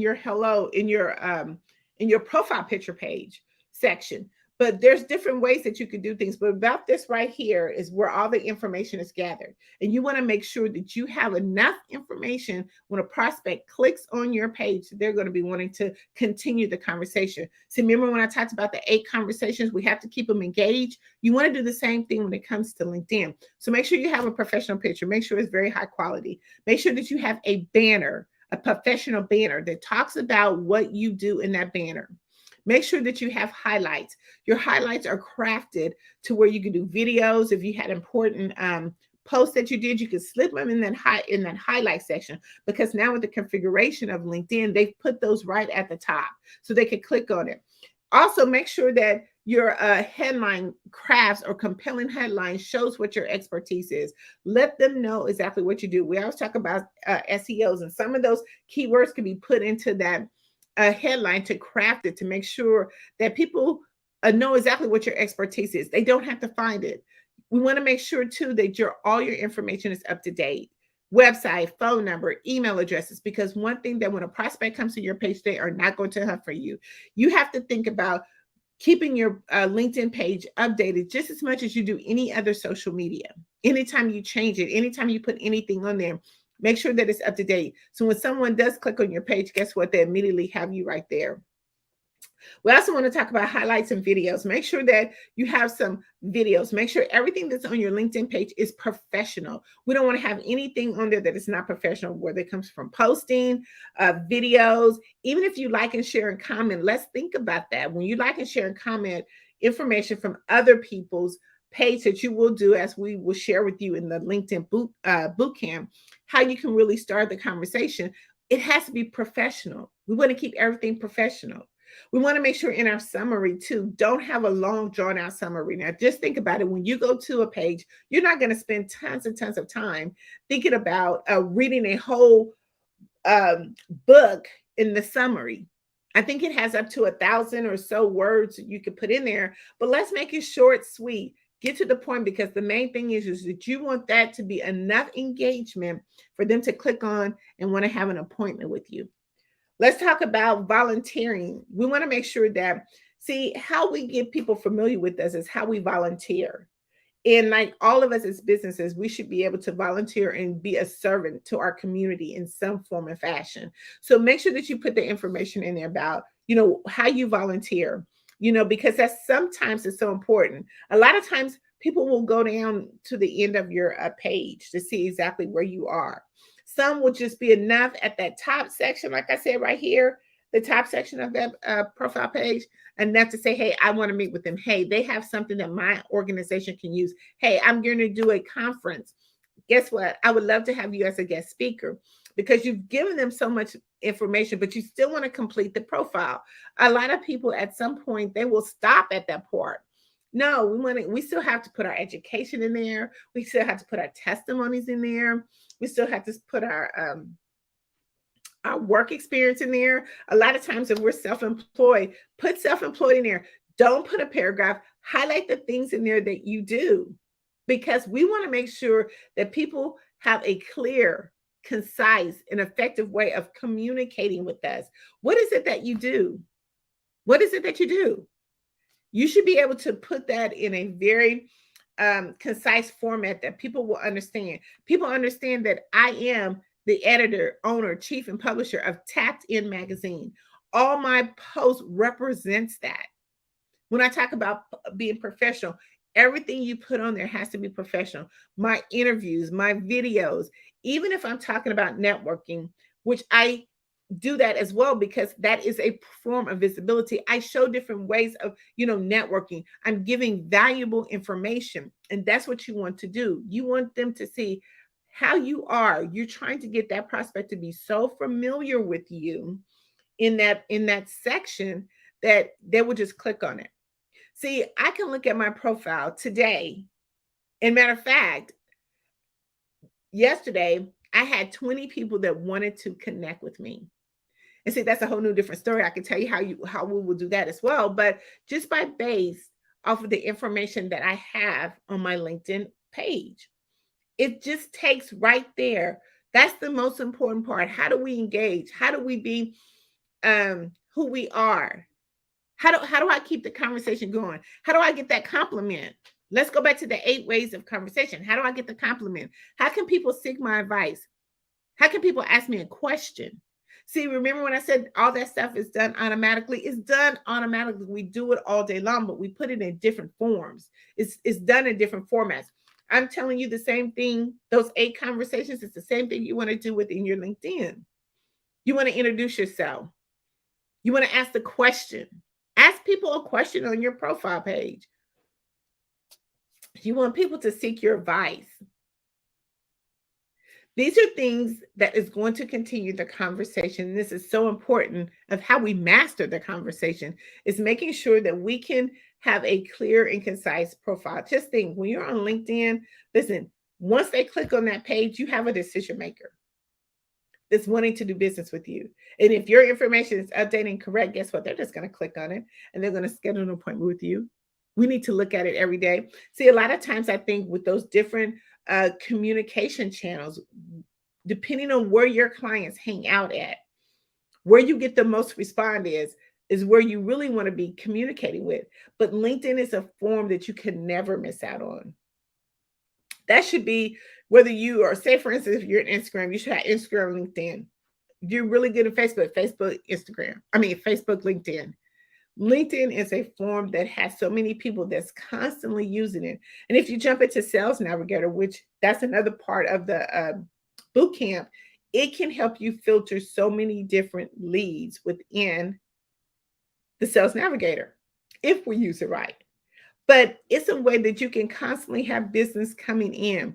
Don't go short on LinkedIn. A lot of people kind of get a little intimidated because they don't feel like they're getting a different response. They're not getting the information that they need. Okay, the very first thing is we need to check your profile. What does your profile say? If I clicked on your profile right now, will it say what you do, who you are, how I can connect with you? How can you solve my problem? What value does your business add to society? I mean, we need to be able to figure all that information out from your profile page. So let's just think about that when we do it. So we have, again, a boot camp that we do, and it's an amazing boot camp. Again, we really show you how to master the art of communication through your LinkedIn page. We show you how to stay engaged. We show you how to, get recommendations for your skill recommendations. We definitely want to make sure that we have a lot of that. We talk about your volunteer service and even, your public projects. I mean, like if you have media exposure, how do we put all that information on there to show that, you've been in the media, that people recognize you? The more you are out there and visible and making connections, the better that you will have an opportunity to start that conversation and start marinating and having a long time conversation. I want to talk about how Tapped In Magazine can help you with that. Again, Tapped In Magazine is going to be your ultimate platform to boost your visibility and to ensure that you are seen, heard, and noticed. See, our global audience is amazing because we are a dynamic publication and we're dedicating to really showing visionary entrepreneurs how to make a remarkable journey in the publication space. Remember, I talked a minute ago about, making sure that if you're in any type of publications, you want to make sure to do that. See, I read an article a while back that they said in a publication for visibility, you need to be at least in, I want to think it was like 15 to 20 publications a year. See, that's amazing. And sometimes you could be repetitively in some of the same publications because each time someone's in Tapped In Magazine, you're getting a different audience. Right now, we have over 310,000 online distributions. We are in the UK. Again, we do a publication for women speakers and authors. We are now even expanding into our publication service to where a lot of people who want to create a magazine but don't have the opportunity and time to do it, Tapped In Magazine takes care of all of that for you and give you a dynamic cover. But see, our global publication, again, it reaches over 350,000 online distributions. We're looking to expand, to influence, and to local and to gain international recognition because that helps us. That helps you. Every time that we are out and visible and seen, we make sure that we are getting you visible and seen. So we not only just give you the tools of a publication, but we help you to be able to distribute that publication so your message continues to grow and grow and grow and grow. We showcase and have a theme each month, like we're in right now, getting ready to get into our August theme, and it's called It's Time, It's Your Time. See, a lot of times what happens is we put all that stuff on the back burner and we don't show up. We have to show up so clients know and our audience know that we are there. See, because if you don't show up, your audience or your potential prospect is going to do business with other people that show up. We did an amazing topic or experiment a while back where we actually showed where advertising, if we really pay attention to the media that's happening right now, it tells you how to advertise. It tells you how to be visible. The more visible you are, the more business you get. I always say it's like you're walking down the store.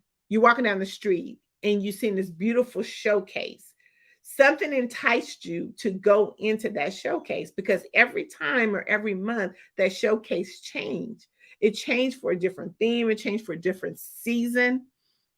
But it brings your attention to go in there, into the store and say, hey, that was so cute. Let me go in there and check this out. Let me go in there and see what other information that they have. Let me go in there and see what else they got. That's the same way Tapped In Magazine publication does. It gives you a captivating, amazing cover that puts you in the limelight to where it will make people want to open that up and say, hey, what is really going on? What is she doing? What does she have? I see her everywhere. But more importantly, I want to get to know her story. I want to know who she is. I want to start those 8 ways of conversation. You know, so we want to make sure in Tapped In Magazine, we help you do that through all those different means of publication, from starting your conversation to networking with your conversation to now going further with your conversation with the LinkedIn. All of that is put into an amazing publication, which we call Tapped In. It's TAPIN magazine.org. And we want to be able to showcase you to the world. We want to be able to help you to expand your audience. We want to be able to help you generate more leads, more appointments. We want to be able to put you in the limelight. See, one of the things too that makes it so credible is being on the front cover of a magazine. We put you on the front cover of that publication. And here's the cool thing about it is whenever I go into a meeting and I'm wanting to do business with someone, I show them my publication. Why? Because that gives me credibility that I am in a global publication. When they see me, when they Google me, they can see that information. They can see all the publications I've been in. They can see all the media news outlets I've been in. See, that's building my credibility up. See, because people are going to want to do business with you once they see that, because they see that you're in an environment, in a focal ability where they can be able to gain some some valuable resources from you, that they can connect with your audience, that you can expand their brand. Because see, the more you're out there, the more that's building your audience. And when you come across someone that they see you and they see all the amazing things that you've done, they see that now you're a valuable asset to their company. And we have to think about that when we're looking at publication, print publication, digital publication. See, Tapped In Magazine is digital and print. Why we start with digital? Because it moves, remember, much faster, effective, and efficiently. You can send it out as many times as you want to, as many people as you want to. Print, you want that as well, because see, when you go in to again an appointment, or you're going to an event or a conference, or wherever you may be at, or even if you're just in the coffee shop and you want to spread your magazine out, you want people to get to know who you are. We're trying to get them familiar with you and why to do business with you. And that's a part of what Tapped In Magazine does. So I want you to go to Tapped In. One of the best ways is go to tappedinmagazine.org. That's again, TAPIN magazine.org. Look at a lot of the amazing covers that we have. Look at some of the featured stories that's there, because you never know how much information that you can gain from some of the people that we've already put into our publication. But more importantly, we want you to be in our publication as well. And we want you to be the next cover girl or the next cover guy. Or if you have an event, we want to be able to highlight your event to an amazing platform. So again, let's make sure that we're mastering the art of communication, and we're doing it on all kind of platforms. I talked again about different ways of how to start the conversation. Again, that is so important. We have to be clear, concise. We have to make sure that it is we're communicating effectively and efficiently, that people know what we do, who we are, and how to connect with us. We don't want to have multiple businesses that people cannot relate to just that one thing that we do. We don't want to be able to talk to someone and give them 5 different things, because that is not how effective and mastering the art of communication is. I love this so much, Debbie. Thank you so much. I appreciate you letting me come on and talk about mastering the art of communication. Again, if anyone wants to connect with us, please go to TAPIN, that's TAPIN magazine.org. It's all one word. And I look forward to having you all on the next cover. Thank you so much, Dr. Price. Always a pleasure to have you aboard. Thank you so much. Bye. Genius is coming, and I'll see you on the other side. See you on the other side. We want to remember that the Black Business Expo's mission is to raise funds for high school seniors going to college or K-12 entrepreneurs. This expo is a fundraiser for students, so you may go to www.blackbusinessexpousa.com to donate to the scholarship fund, or use the Cash App that's on the screen below, which is $BBX USA. Our goal is to give laptops up to $5,000 to 10 students. Students, you can also register online at www.blackbusinessexpousa.com. Every dollar counts, so we want to remind you to donate to the scholarship fund. We do want to thank our Black Business Expo USA sponsors for this month of July 2023. NC100, Moody Capital Partners, Sway Soul, Lotus Roche Coaching and Training, Carolina, Virginia Minority Supplier Development Council, Step Management, BHS and Associates, Margie McLean Foundation Incorporated, Genius is Common, Earth Essentials, Milani Shani Global, Executive Women's Success Institute, The Quality Coaching Company, Superwoman Business Services, Creative Force Studios, Lee Entertainment, Artistic App Design, and of course, Black Business Expo USA. Genius is common, and I'll see you on the other side.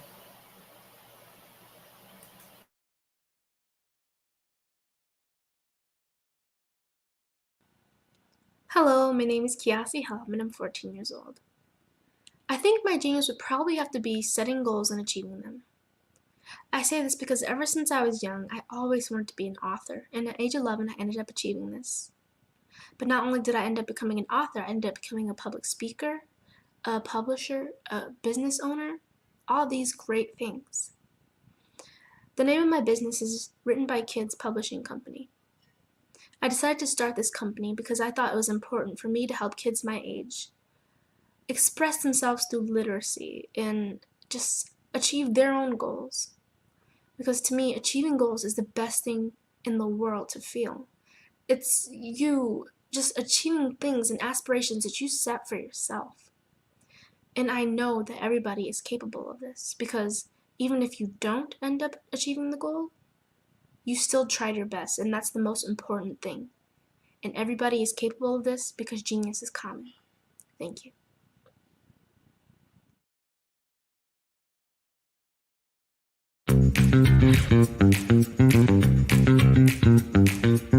It's time for you to start bossing in social media.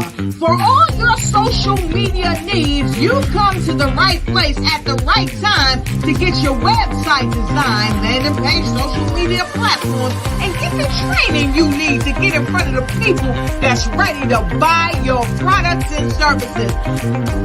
Let me train you with StreamYard, Zoom, Clubhouse, and much more. And let me help you get your virtual professionals, not assistants, because assistants can only assist you, but the virtual professionals can give you that professional flavor that you need to expand your reach and increase your revenue. Jump on in and get in where you fit in and start bossing today.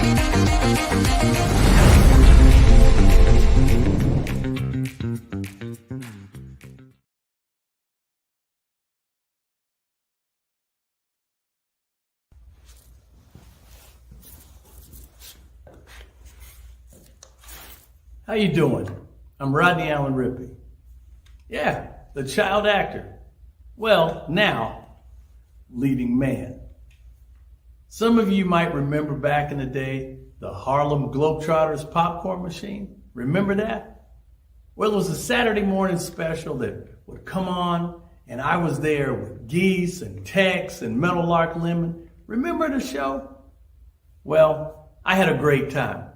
And I have to say a huge, huge thank you to all my fans out there. Thank you for all the years of support.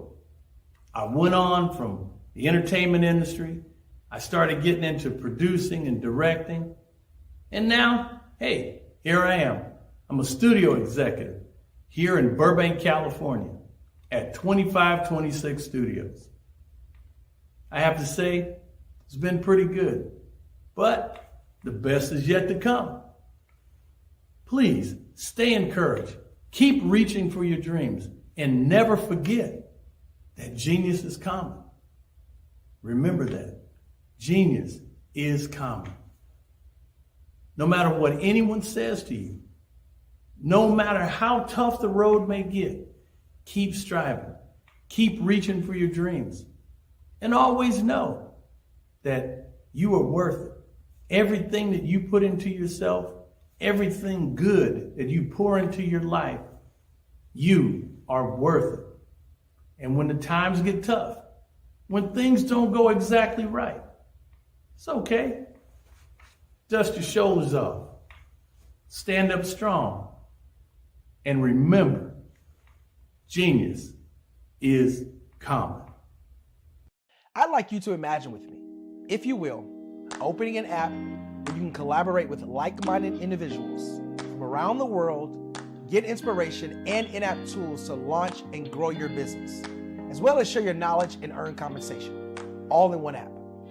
Well, the name of that app is Truso, short for Truly Social. Hi, I'm Matthew Newman, the founder and CEO of Truso. A new concept in social media, Truso is designed from the ground up to be a platform that's both social and empowering for all its users. How exactly do we do that? I'm glad you asked. First, Truso brings the world together via video. Psychologists assert that video provides a significantly more effective connection than audio only. When you enter a community on Truso, you're face-to-face. Second, on Truso, you don't have to have 1 million followers to monetize. Our business model allows all hosts and moderators to monetize, no matter the size of your following, by 1, producing fee-based content, and 2, inviting others to join the platform as subscribers. Even more, Truso has an in-app resource library with over 100 free resources, forms, and documents to help you build your brand and grow your business. Third, Truso is inclusive. The deaf and hard of hearing communities make up 360 million people worldwide. Unlike audio-only apps, Truso embraces this community, providing a networking platform that allows them to participate via video and closed captioning. We even have a deaf and hard of hearing foundation in the works as well. Fourth, Truso is both social and safe. We refer to Truso as a virtual extension of the beauty shop, barbershop, and brainchild of the community. A place where there's laughter, along with wisdom, growth-oriented conversation, and genuine connections in a safe space. Truso even has proprietary security to ensure we maintain a safe environment for everyone. Where are we at now? Truso is live, y'all. We've launched in beta, and we're acquiring users daily. We have an incredible development and marketing team, plus amazing celebrity influencers at the table, helping us spread the word around the globe, beginning within the African diaspora and beyond by creating a safe space for growth, connection, and collaboration. We're truly excited about Truso. We've created something special for which there is a global market. And we invite you to embark on this journey with us as a shareholder. The future for Truso is truly bright. Join us and let's go there together.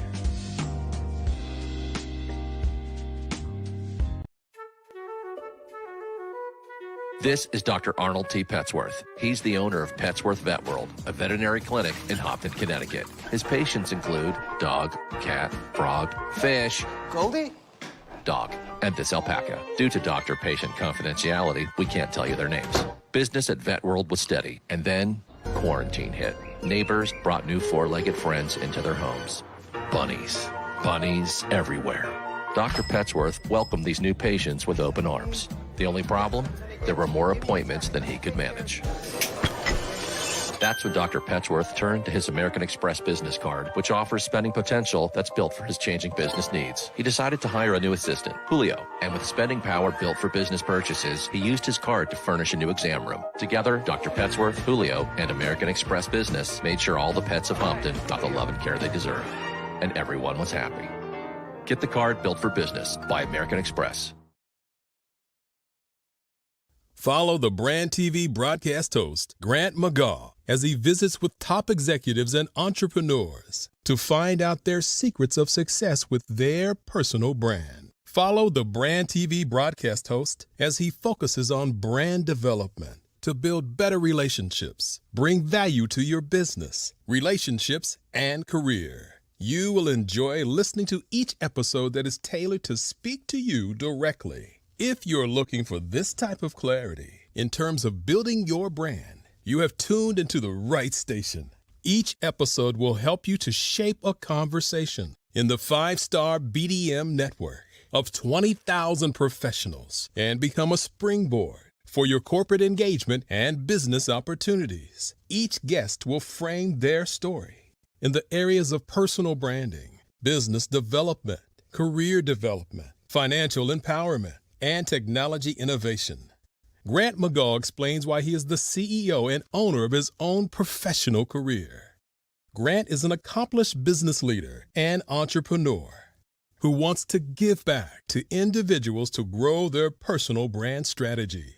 Tune in as he weaves his story about new possibilities, while to you exceed expectations. If you love storytelling, this show will make for fun.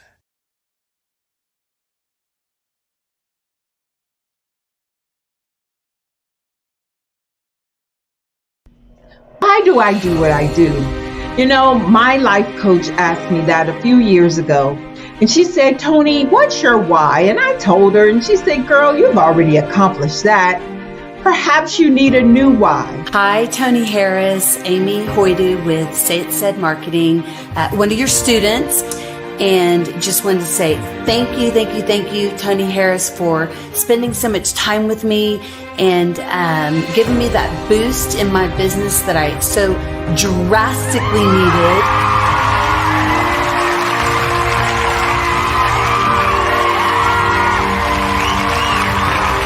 My why is to touch, move, and inspire my clients to take drastic steps to be better than they were before they met me. I'm a resource. I'm a connector. I want to help people build deeper relationships that are beneficial to their life and business. That's what I do best. So, first thing you got to do is show up. And speaking is a way to magnetically attract your ideal client to you. How many of you use social media that way? Absolutely, and this is how you look to the world. Drastic steps are the steps that are needed to be successful. And my business is drastic denotes a mindset. Getting out of your comfort zone. Doing something that you don't necessarily feel comfortable doing, want to do, but you know it's a necessary step to be successful in your business. I get the most satisfaction when I see my connections flourishing into relationships long after I am gone. Hi, my name is Jasmine Augustine with Media Jasmine, and I've joined several networking and referral groups in the area. And Network in Action Northeast Houston with Tony Harris Taylor is one of the best organizations that I've joined. I love that piece of what I do, and it is what fuels my fire.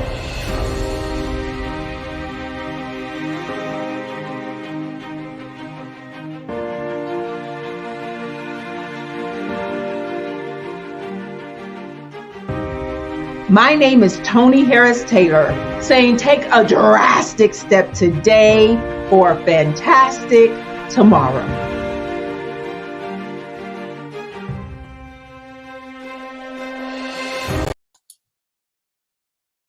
Hi, I'm Barbara Smith.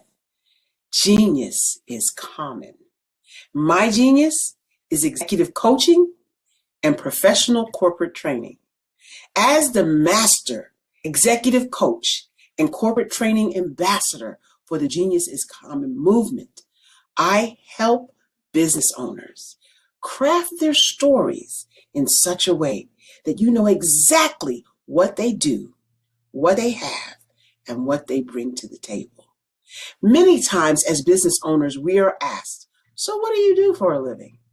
And we could be crushing in our businesses, but we're not quite sure exactly what to say in a short amount of time.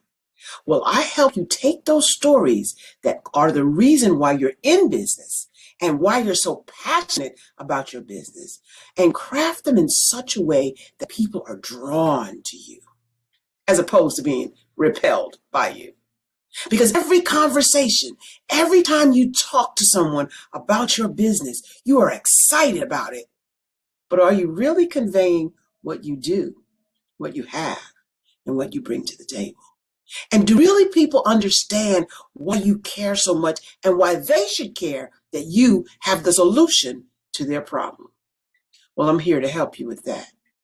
As a master storyteller, I can help you with your stories and spin them in such a way that they are intriguing and fascinating. People want to listen to you talk about your business. That's why at the Genius is Common movement, I am the master executive coach and professional training ambassador. That's my genius. And genius? Oh yeah, it's common. Hey, Ivanka Farabi here. I'm the founder and executive director of Beyond the Shackles. We're a nonprofit that instills hope in the incarcerated, disenfranchised, and their families. But we don't stop there, because what we know is that you don't have to spend one day behind physical bars to be in shackles in your heart and your mind. And we help people to rise up. What is my genius? I'm a life elevation coach and strategist. I'm a motivational speaker, and I help people to navigate the difficult terrain of adversity. Do you know that you can build the most beautiful masterpiece from the rubble that might lie at your feet from the most difficult of times? Well, you can. And I help people to walk out their God-given plans and find their genius. Why? Everybody has genius, because genius is common.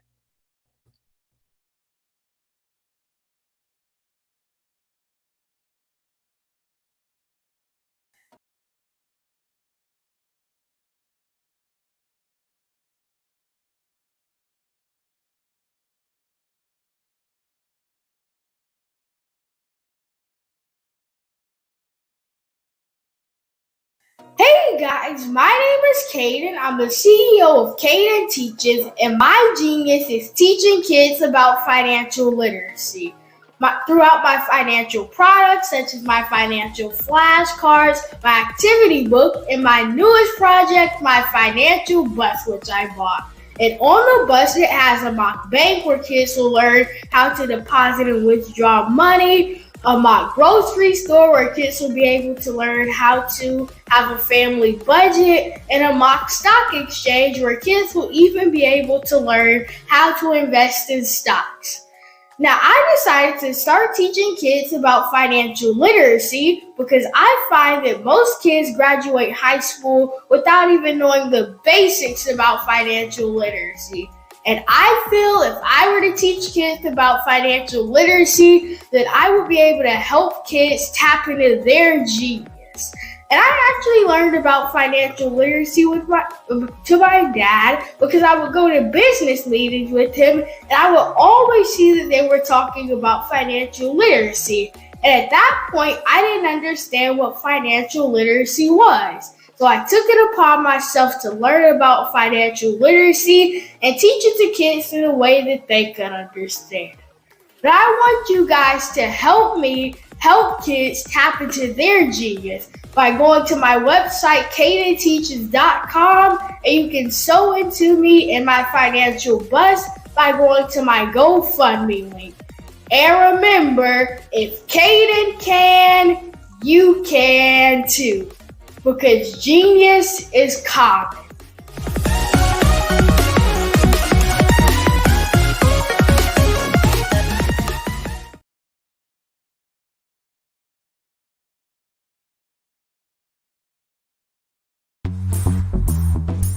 Attention all entrepreneurs and companies. Are you looking for reliable and efficient virtual assistants and back office support to help you manage your business tasks? Look no further than Superwoman Business Services.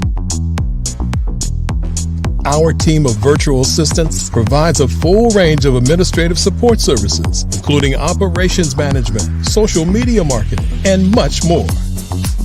We also offer website design services to help you create a professional online presence that reflects your unique brand. In addition to administrative support and website design, we offer business development and structuring services to help you grow your business and achieve your goals. We'll work closely with you to identify areas of improvement and develop a customized plan to help you reach your full potential. At Superwoman Business Services, we understand that running a business can be overwhelming and time-consuming. That's why we're here to help you fly high and achieve success. Our virtual assistants are highly skilled, experienced, and dedicated to providing you with the support you need to thrive. Come fly with us and take your business to new heights. Let us help you become the superhero entrepreneur you are meant to be.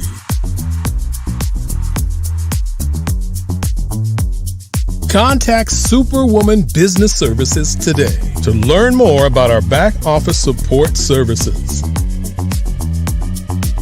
Come fly with us and take your business to new heights.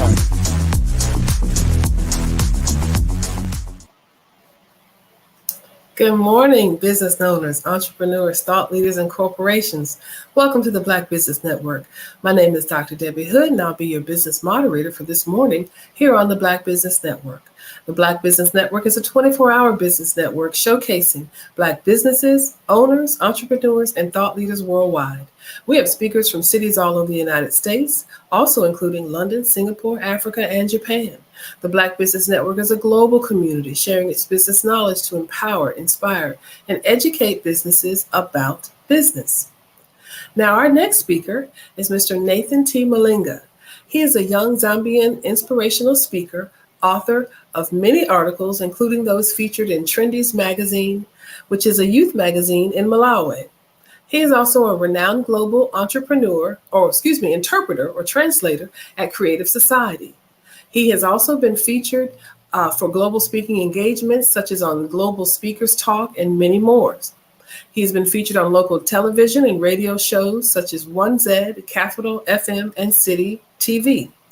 With his determination, hard work, and dedication, he decided to remain positive and develop a positive work culture. Through his inspirational journey, he is ready to change and inspire the lives of his fellow young people and older. He has gained the passion and knowledge to empower others in reaching out to their dreams. Welcome, Mr. Nathan Malinga.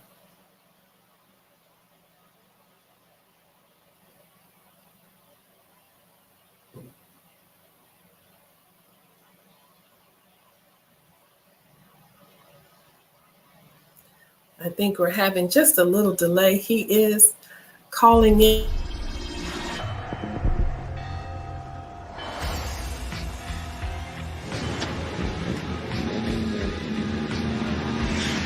La connexion. La connexion.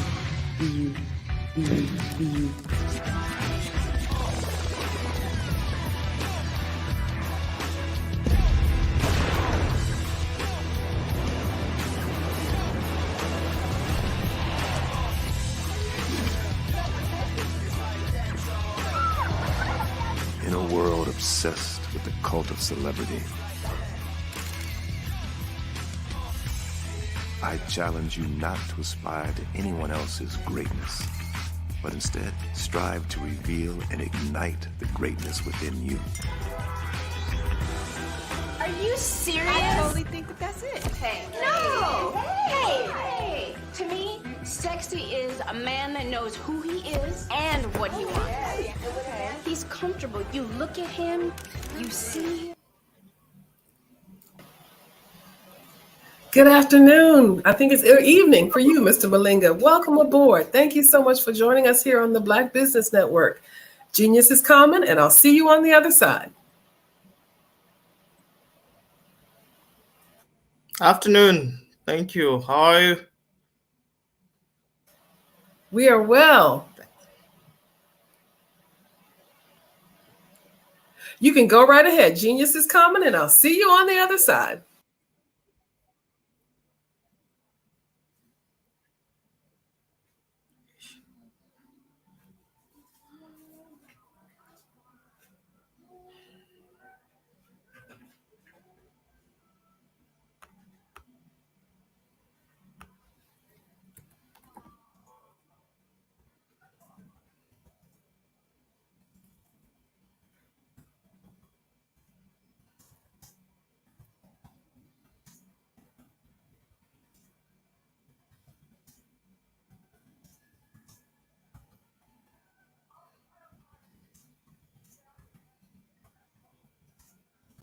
I'm Kennedy Harris. My genius is being an entrepreneur. I'm the CEO of K-Lock, a company where I develop my very own line of kids supplements. I currently market my multivitamin for kids to help combat weak immunity. During the pandemic, research has shown that having a strong immune system is key to fighting off disease. My vitamins are for kids, but adults can benefit from them as well. I'm adding a proprietary blend to my supplement line. I want to create my own blend so that I have a competitive edge in the marketplace. Staying healthy is important to me so that we live longer and have healthier lives. My website is klockproducts.com. That is K-L-O-C-K. Genius is common.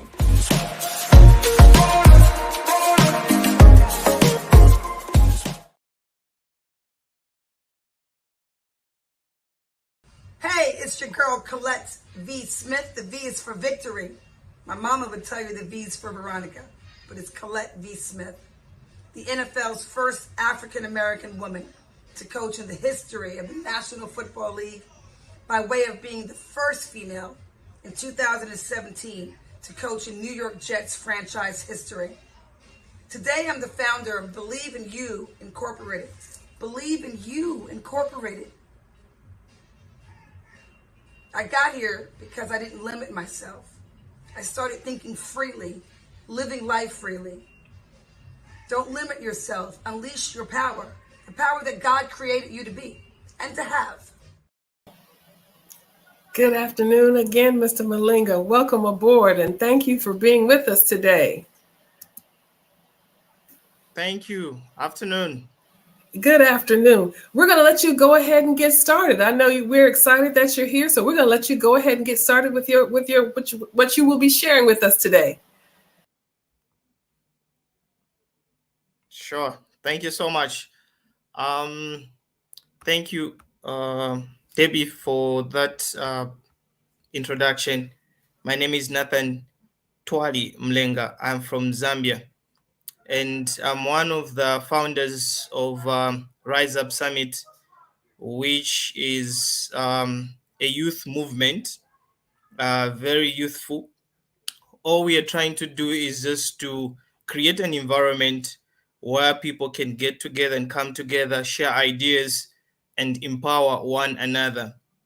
Just to give you a brief background of our movement, which is just an organization, it was born out of the auspices of inspirational talks, global inspirational talks.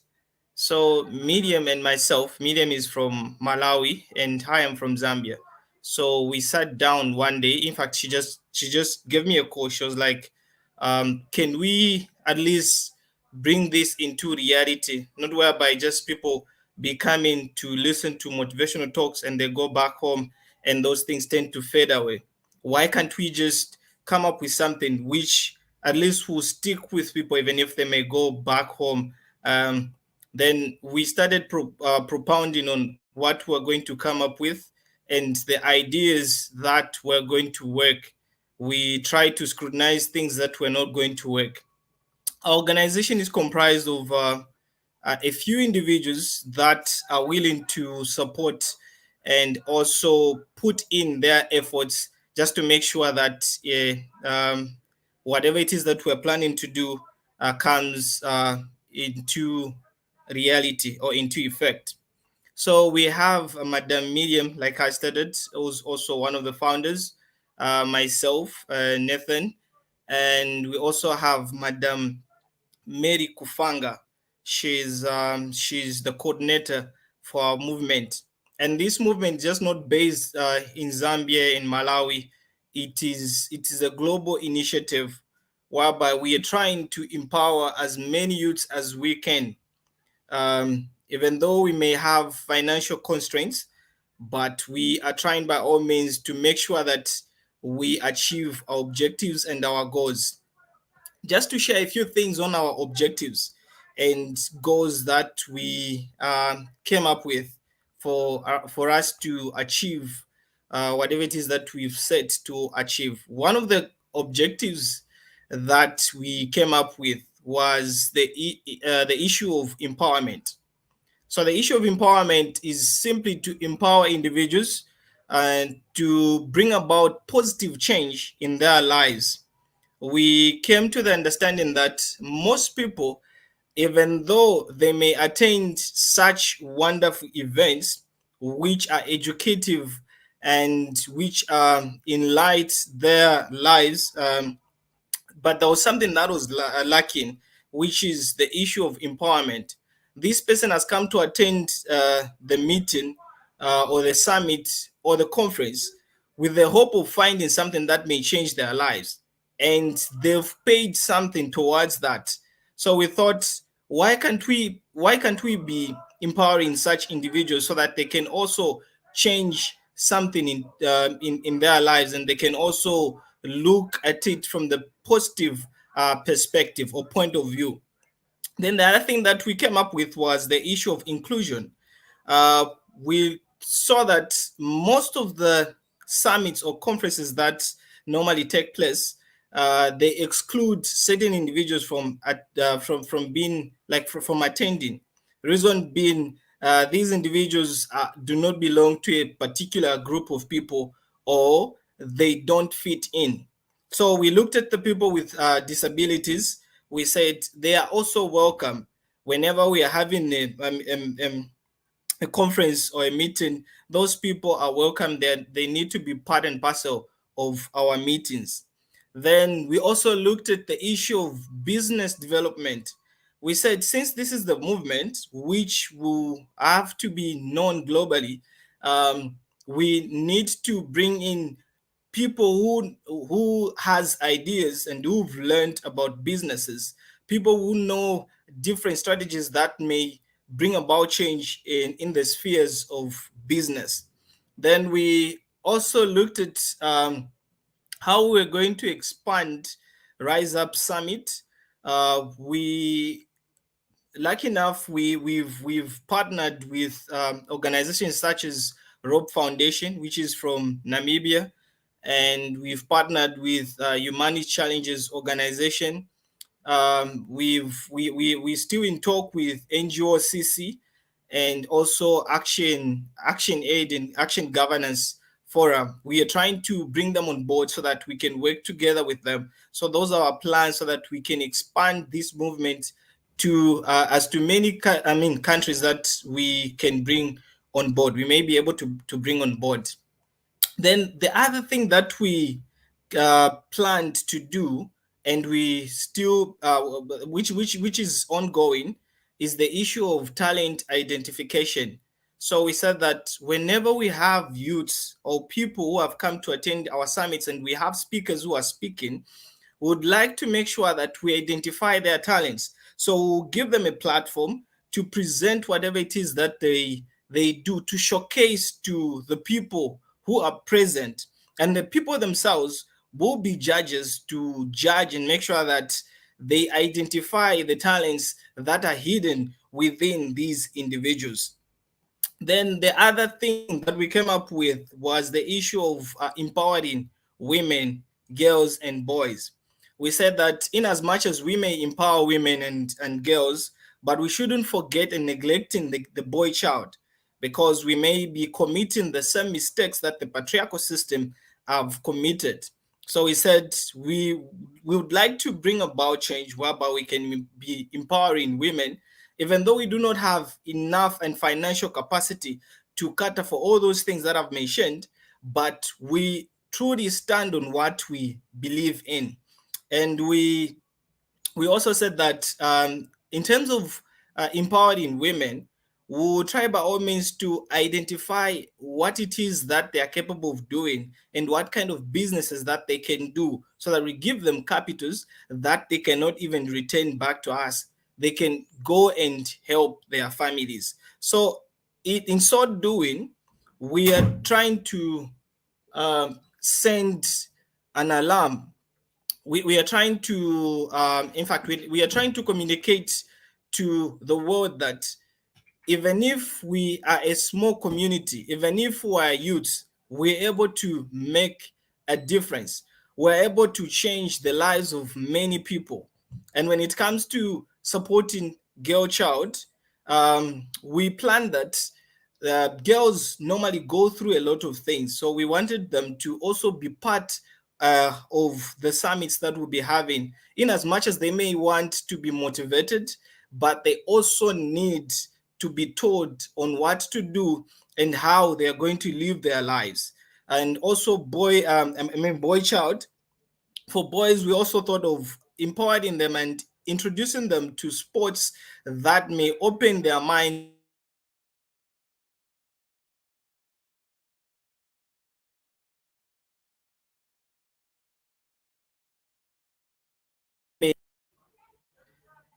Then we also talked about street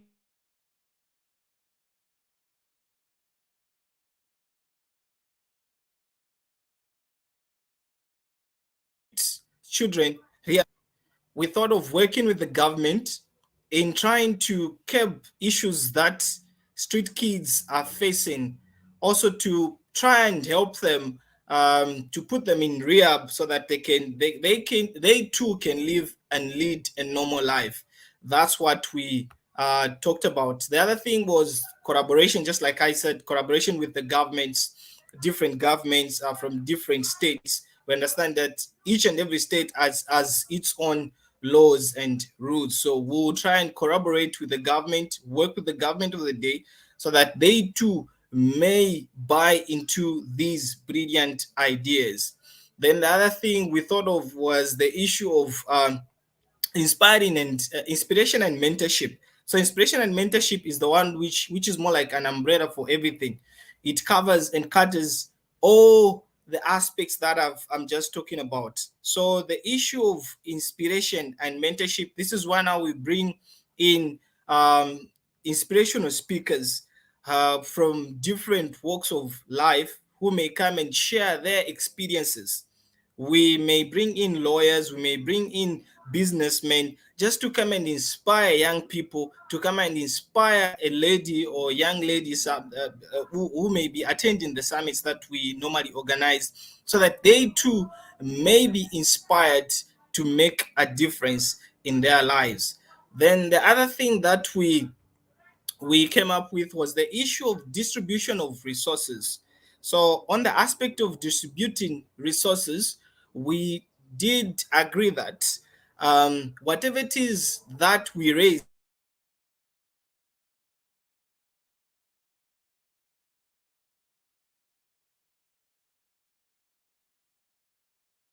out to, we'll make sure that we distribute the monies to the poor, we distribute the monies to the orphanages, we distribute the monies to the school going children, and also the students who are in universities, so that we help them to pay school fees and we help them to achieve their goals and dreams. So initially, the Rise Up Summit normally just aims at uplifting the lives of individuals from different countries, and to foster entrepreneurship. We also trying to create inclusiveness or inclusivity, if there's ever such a word, and to bring the environment, to bring about a supportive environment where everyone can live and share ideas. We do understand that the world is very busy and everyone is very busy with everything that they're doing, but we normally understand that there's still people out there who are willing to inspire and leave a legacy into these young people that are going to be leaders someday. Just like I said, now coming back to the issue of the founders of the organization, me being the founder and also Miriam being one of the founders who's from Malawi, we actually thought that it would be good to work with people who are willing to partner with us and who are willing to take this initiative to a global stage. Actually, the things that I've already talked about, were justified, and these are our justifications that we came up with. Some of the justifications that we came up with were the issue of like when I talked about inclusive approach. The Rise Up Summit aims to bring about inclusion by focusing on how to change the lives of individuals and to give them the privileges that they deserve. Privileges such as like trying to provide necessities to school-going children, offer opportunities to women and girls, and also providing opportunities also to old men that are able to take care of themselves.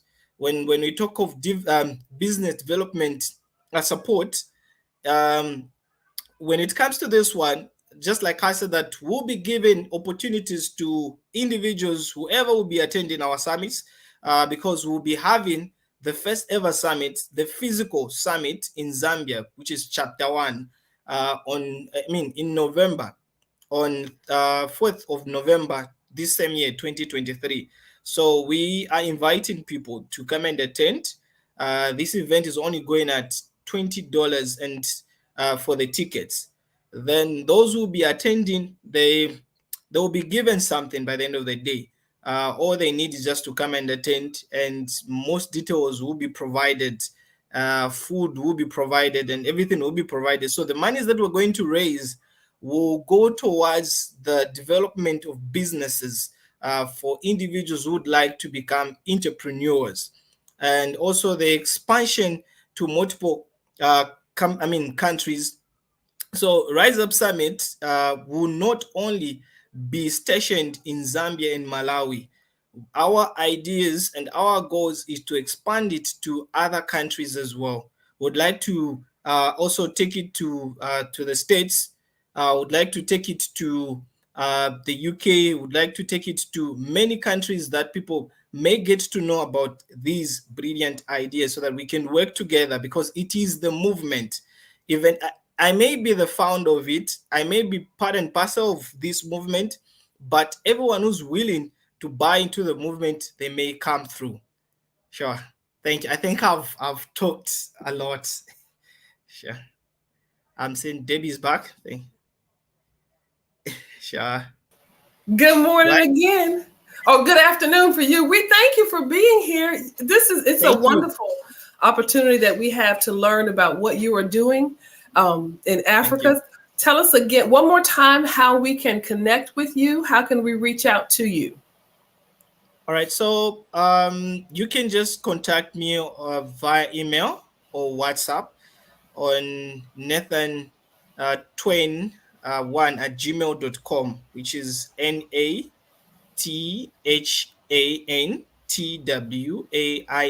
1@gmail.com. Then you can also use Rise Up Summit 2@gmail.com. Then for my contact, for my WhatsApp number, you can use +260 975 40 5074. Maybe I repeat the number, or should I repeat? Oh, it's fine, just like that. Yes, I think we've got it. We thank you so much. Thank you so much. Genius is common, and I'll see you on the other side. Now, we do want to remember that the Black Business Expo's mission is to raise funds for high school seniors going to college or our K-12 entrepreneurs. This expo is a fundraiser for students, so you may go to www.blackbusinessexpousa.com to donate to the scholarship fund, or use the Cash App that you see on the screen below, which is $BBXUSA. Our goal is to give laptops and up to $5,000 to 10 students. Students, you can also register online at www.blackbusinessexpousa.com. Every dollar counts, so we want to remind you to donate to the scholarship fund. We do want to thank our Black Business Expo USA sponsors for this month of July 2023. NC100, Moody Capital Partners, Sway Soul, Lotus Roche Coaching and Training, Carolina, Virginia Minority Supplier Development Council, Step Management, BHS and Associates, Margie McLean Foundation Incorporated, Genius is Common, Earth Essentials, Milani Shawnee Global, Executive Women's Success Institute, The Quality Coaching Company, Superwoman Business Services, Creative Force Studios, Lee Entertainment, Artistic App Design, and Black Business Expo USA. Genius is common, and I'll see you on the other side.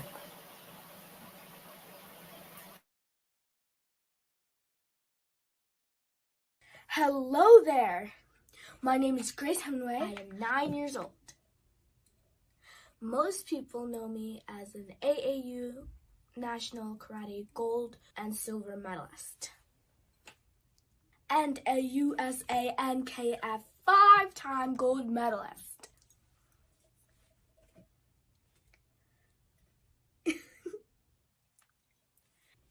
Most people know that I am Miss Shrewsbury and also a member of the Student Council.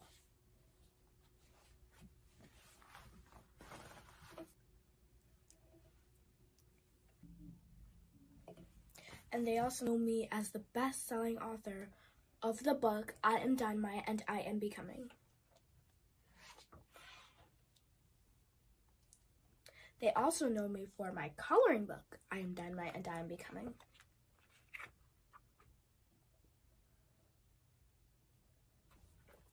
But what you or anyone else don't know about me is that 2 years ago, 2019, May 23rd, 2019, I had nearly drowned. But by the grace of the Lord, I am still alive, and I'm very happy and pleased.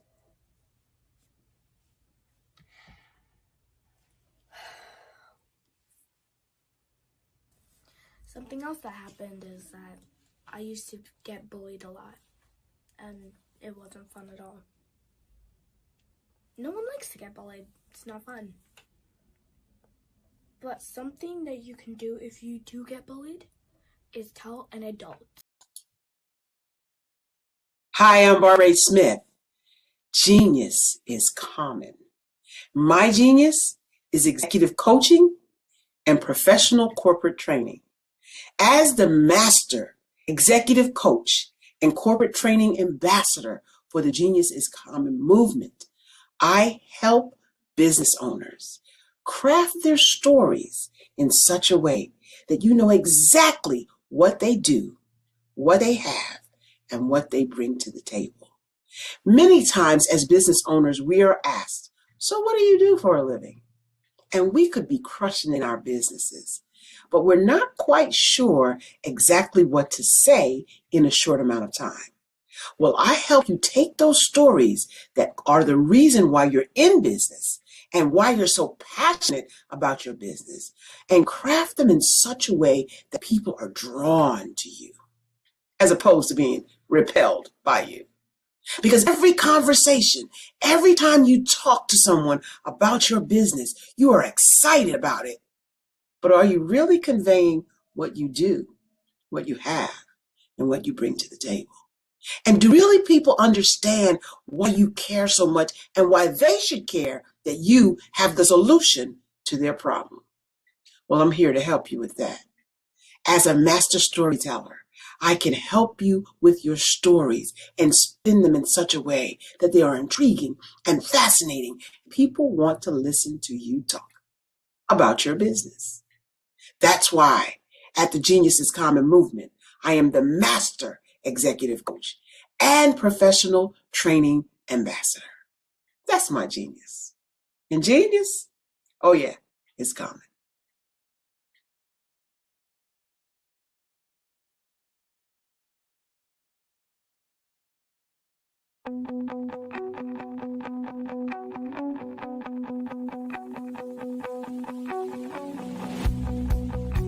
I am Black business. From the moment I wake until the time I sleep. Yes, I am Black business. I am Black business. Tell me, are you Black business? I am Black business. Do you support Black businesses? Listen, I support Black business because I am Black business. Black Business Expo, one of the largest business showcases in the history of Black business in the world. The world. Sign up today at www.blackbusiness.com. blackbusinessexpousa.com or call 919-308-9090. I am Black Business.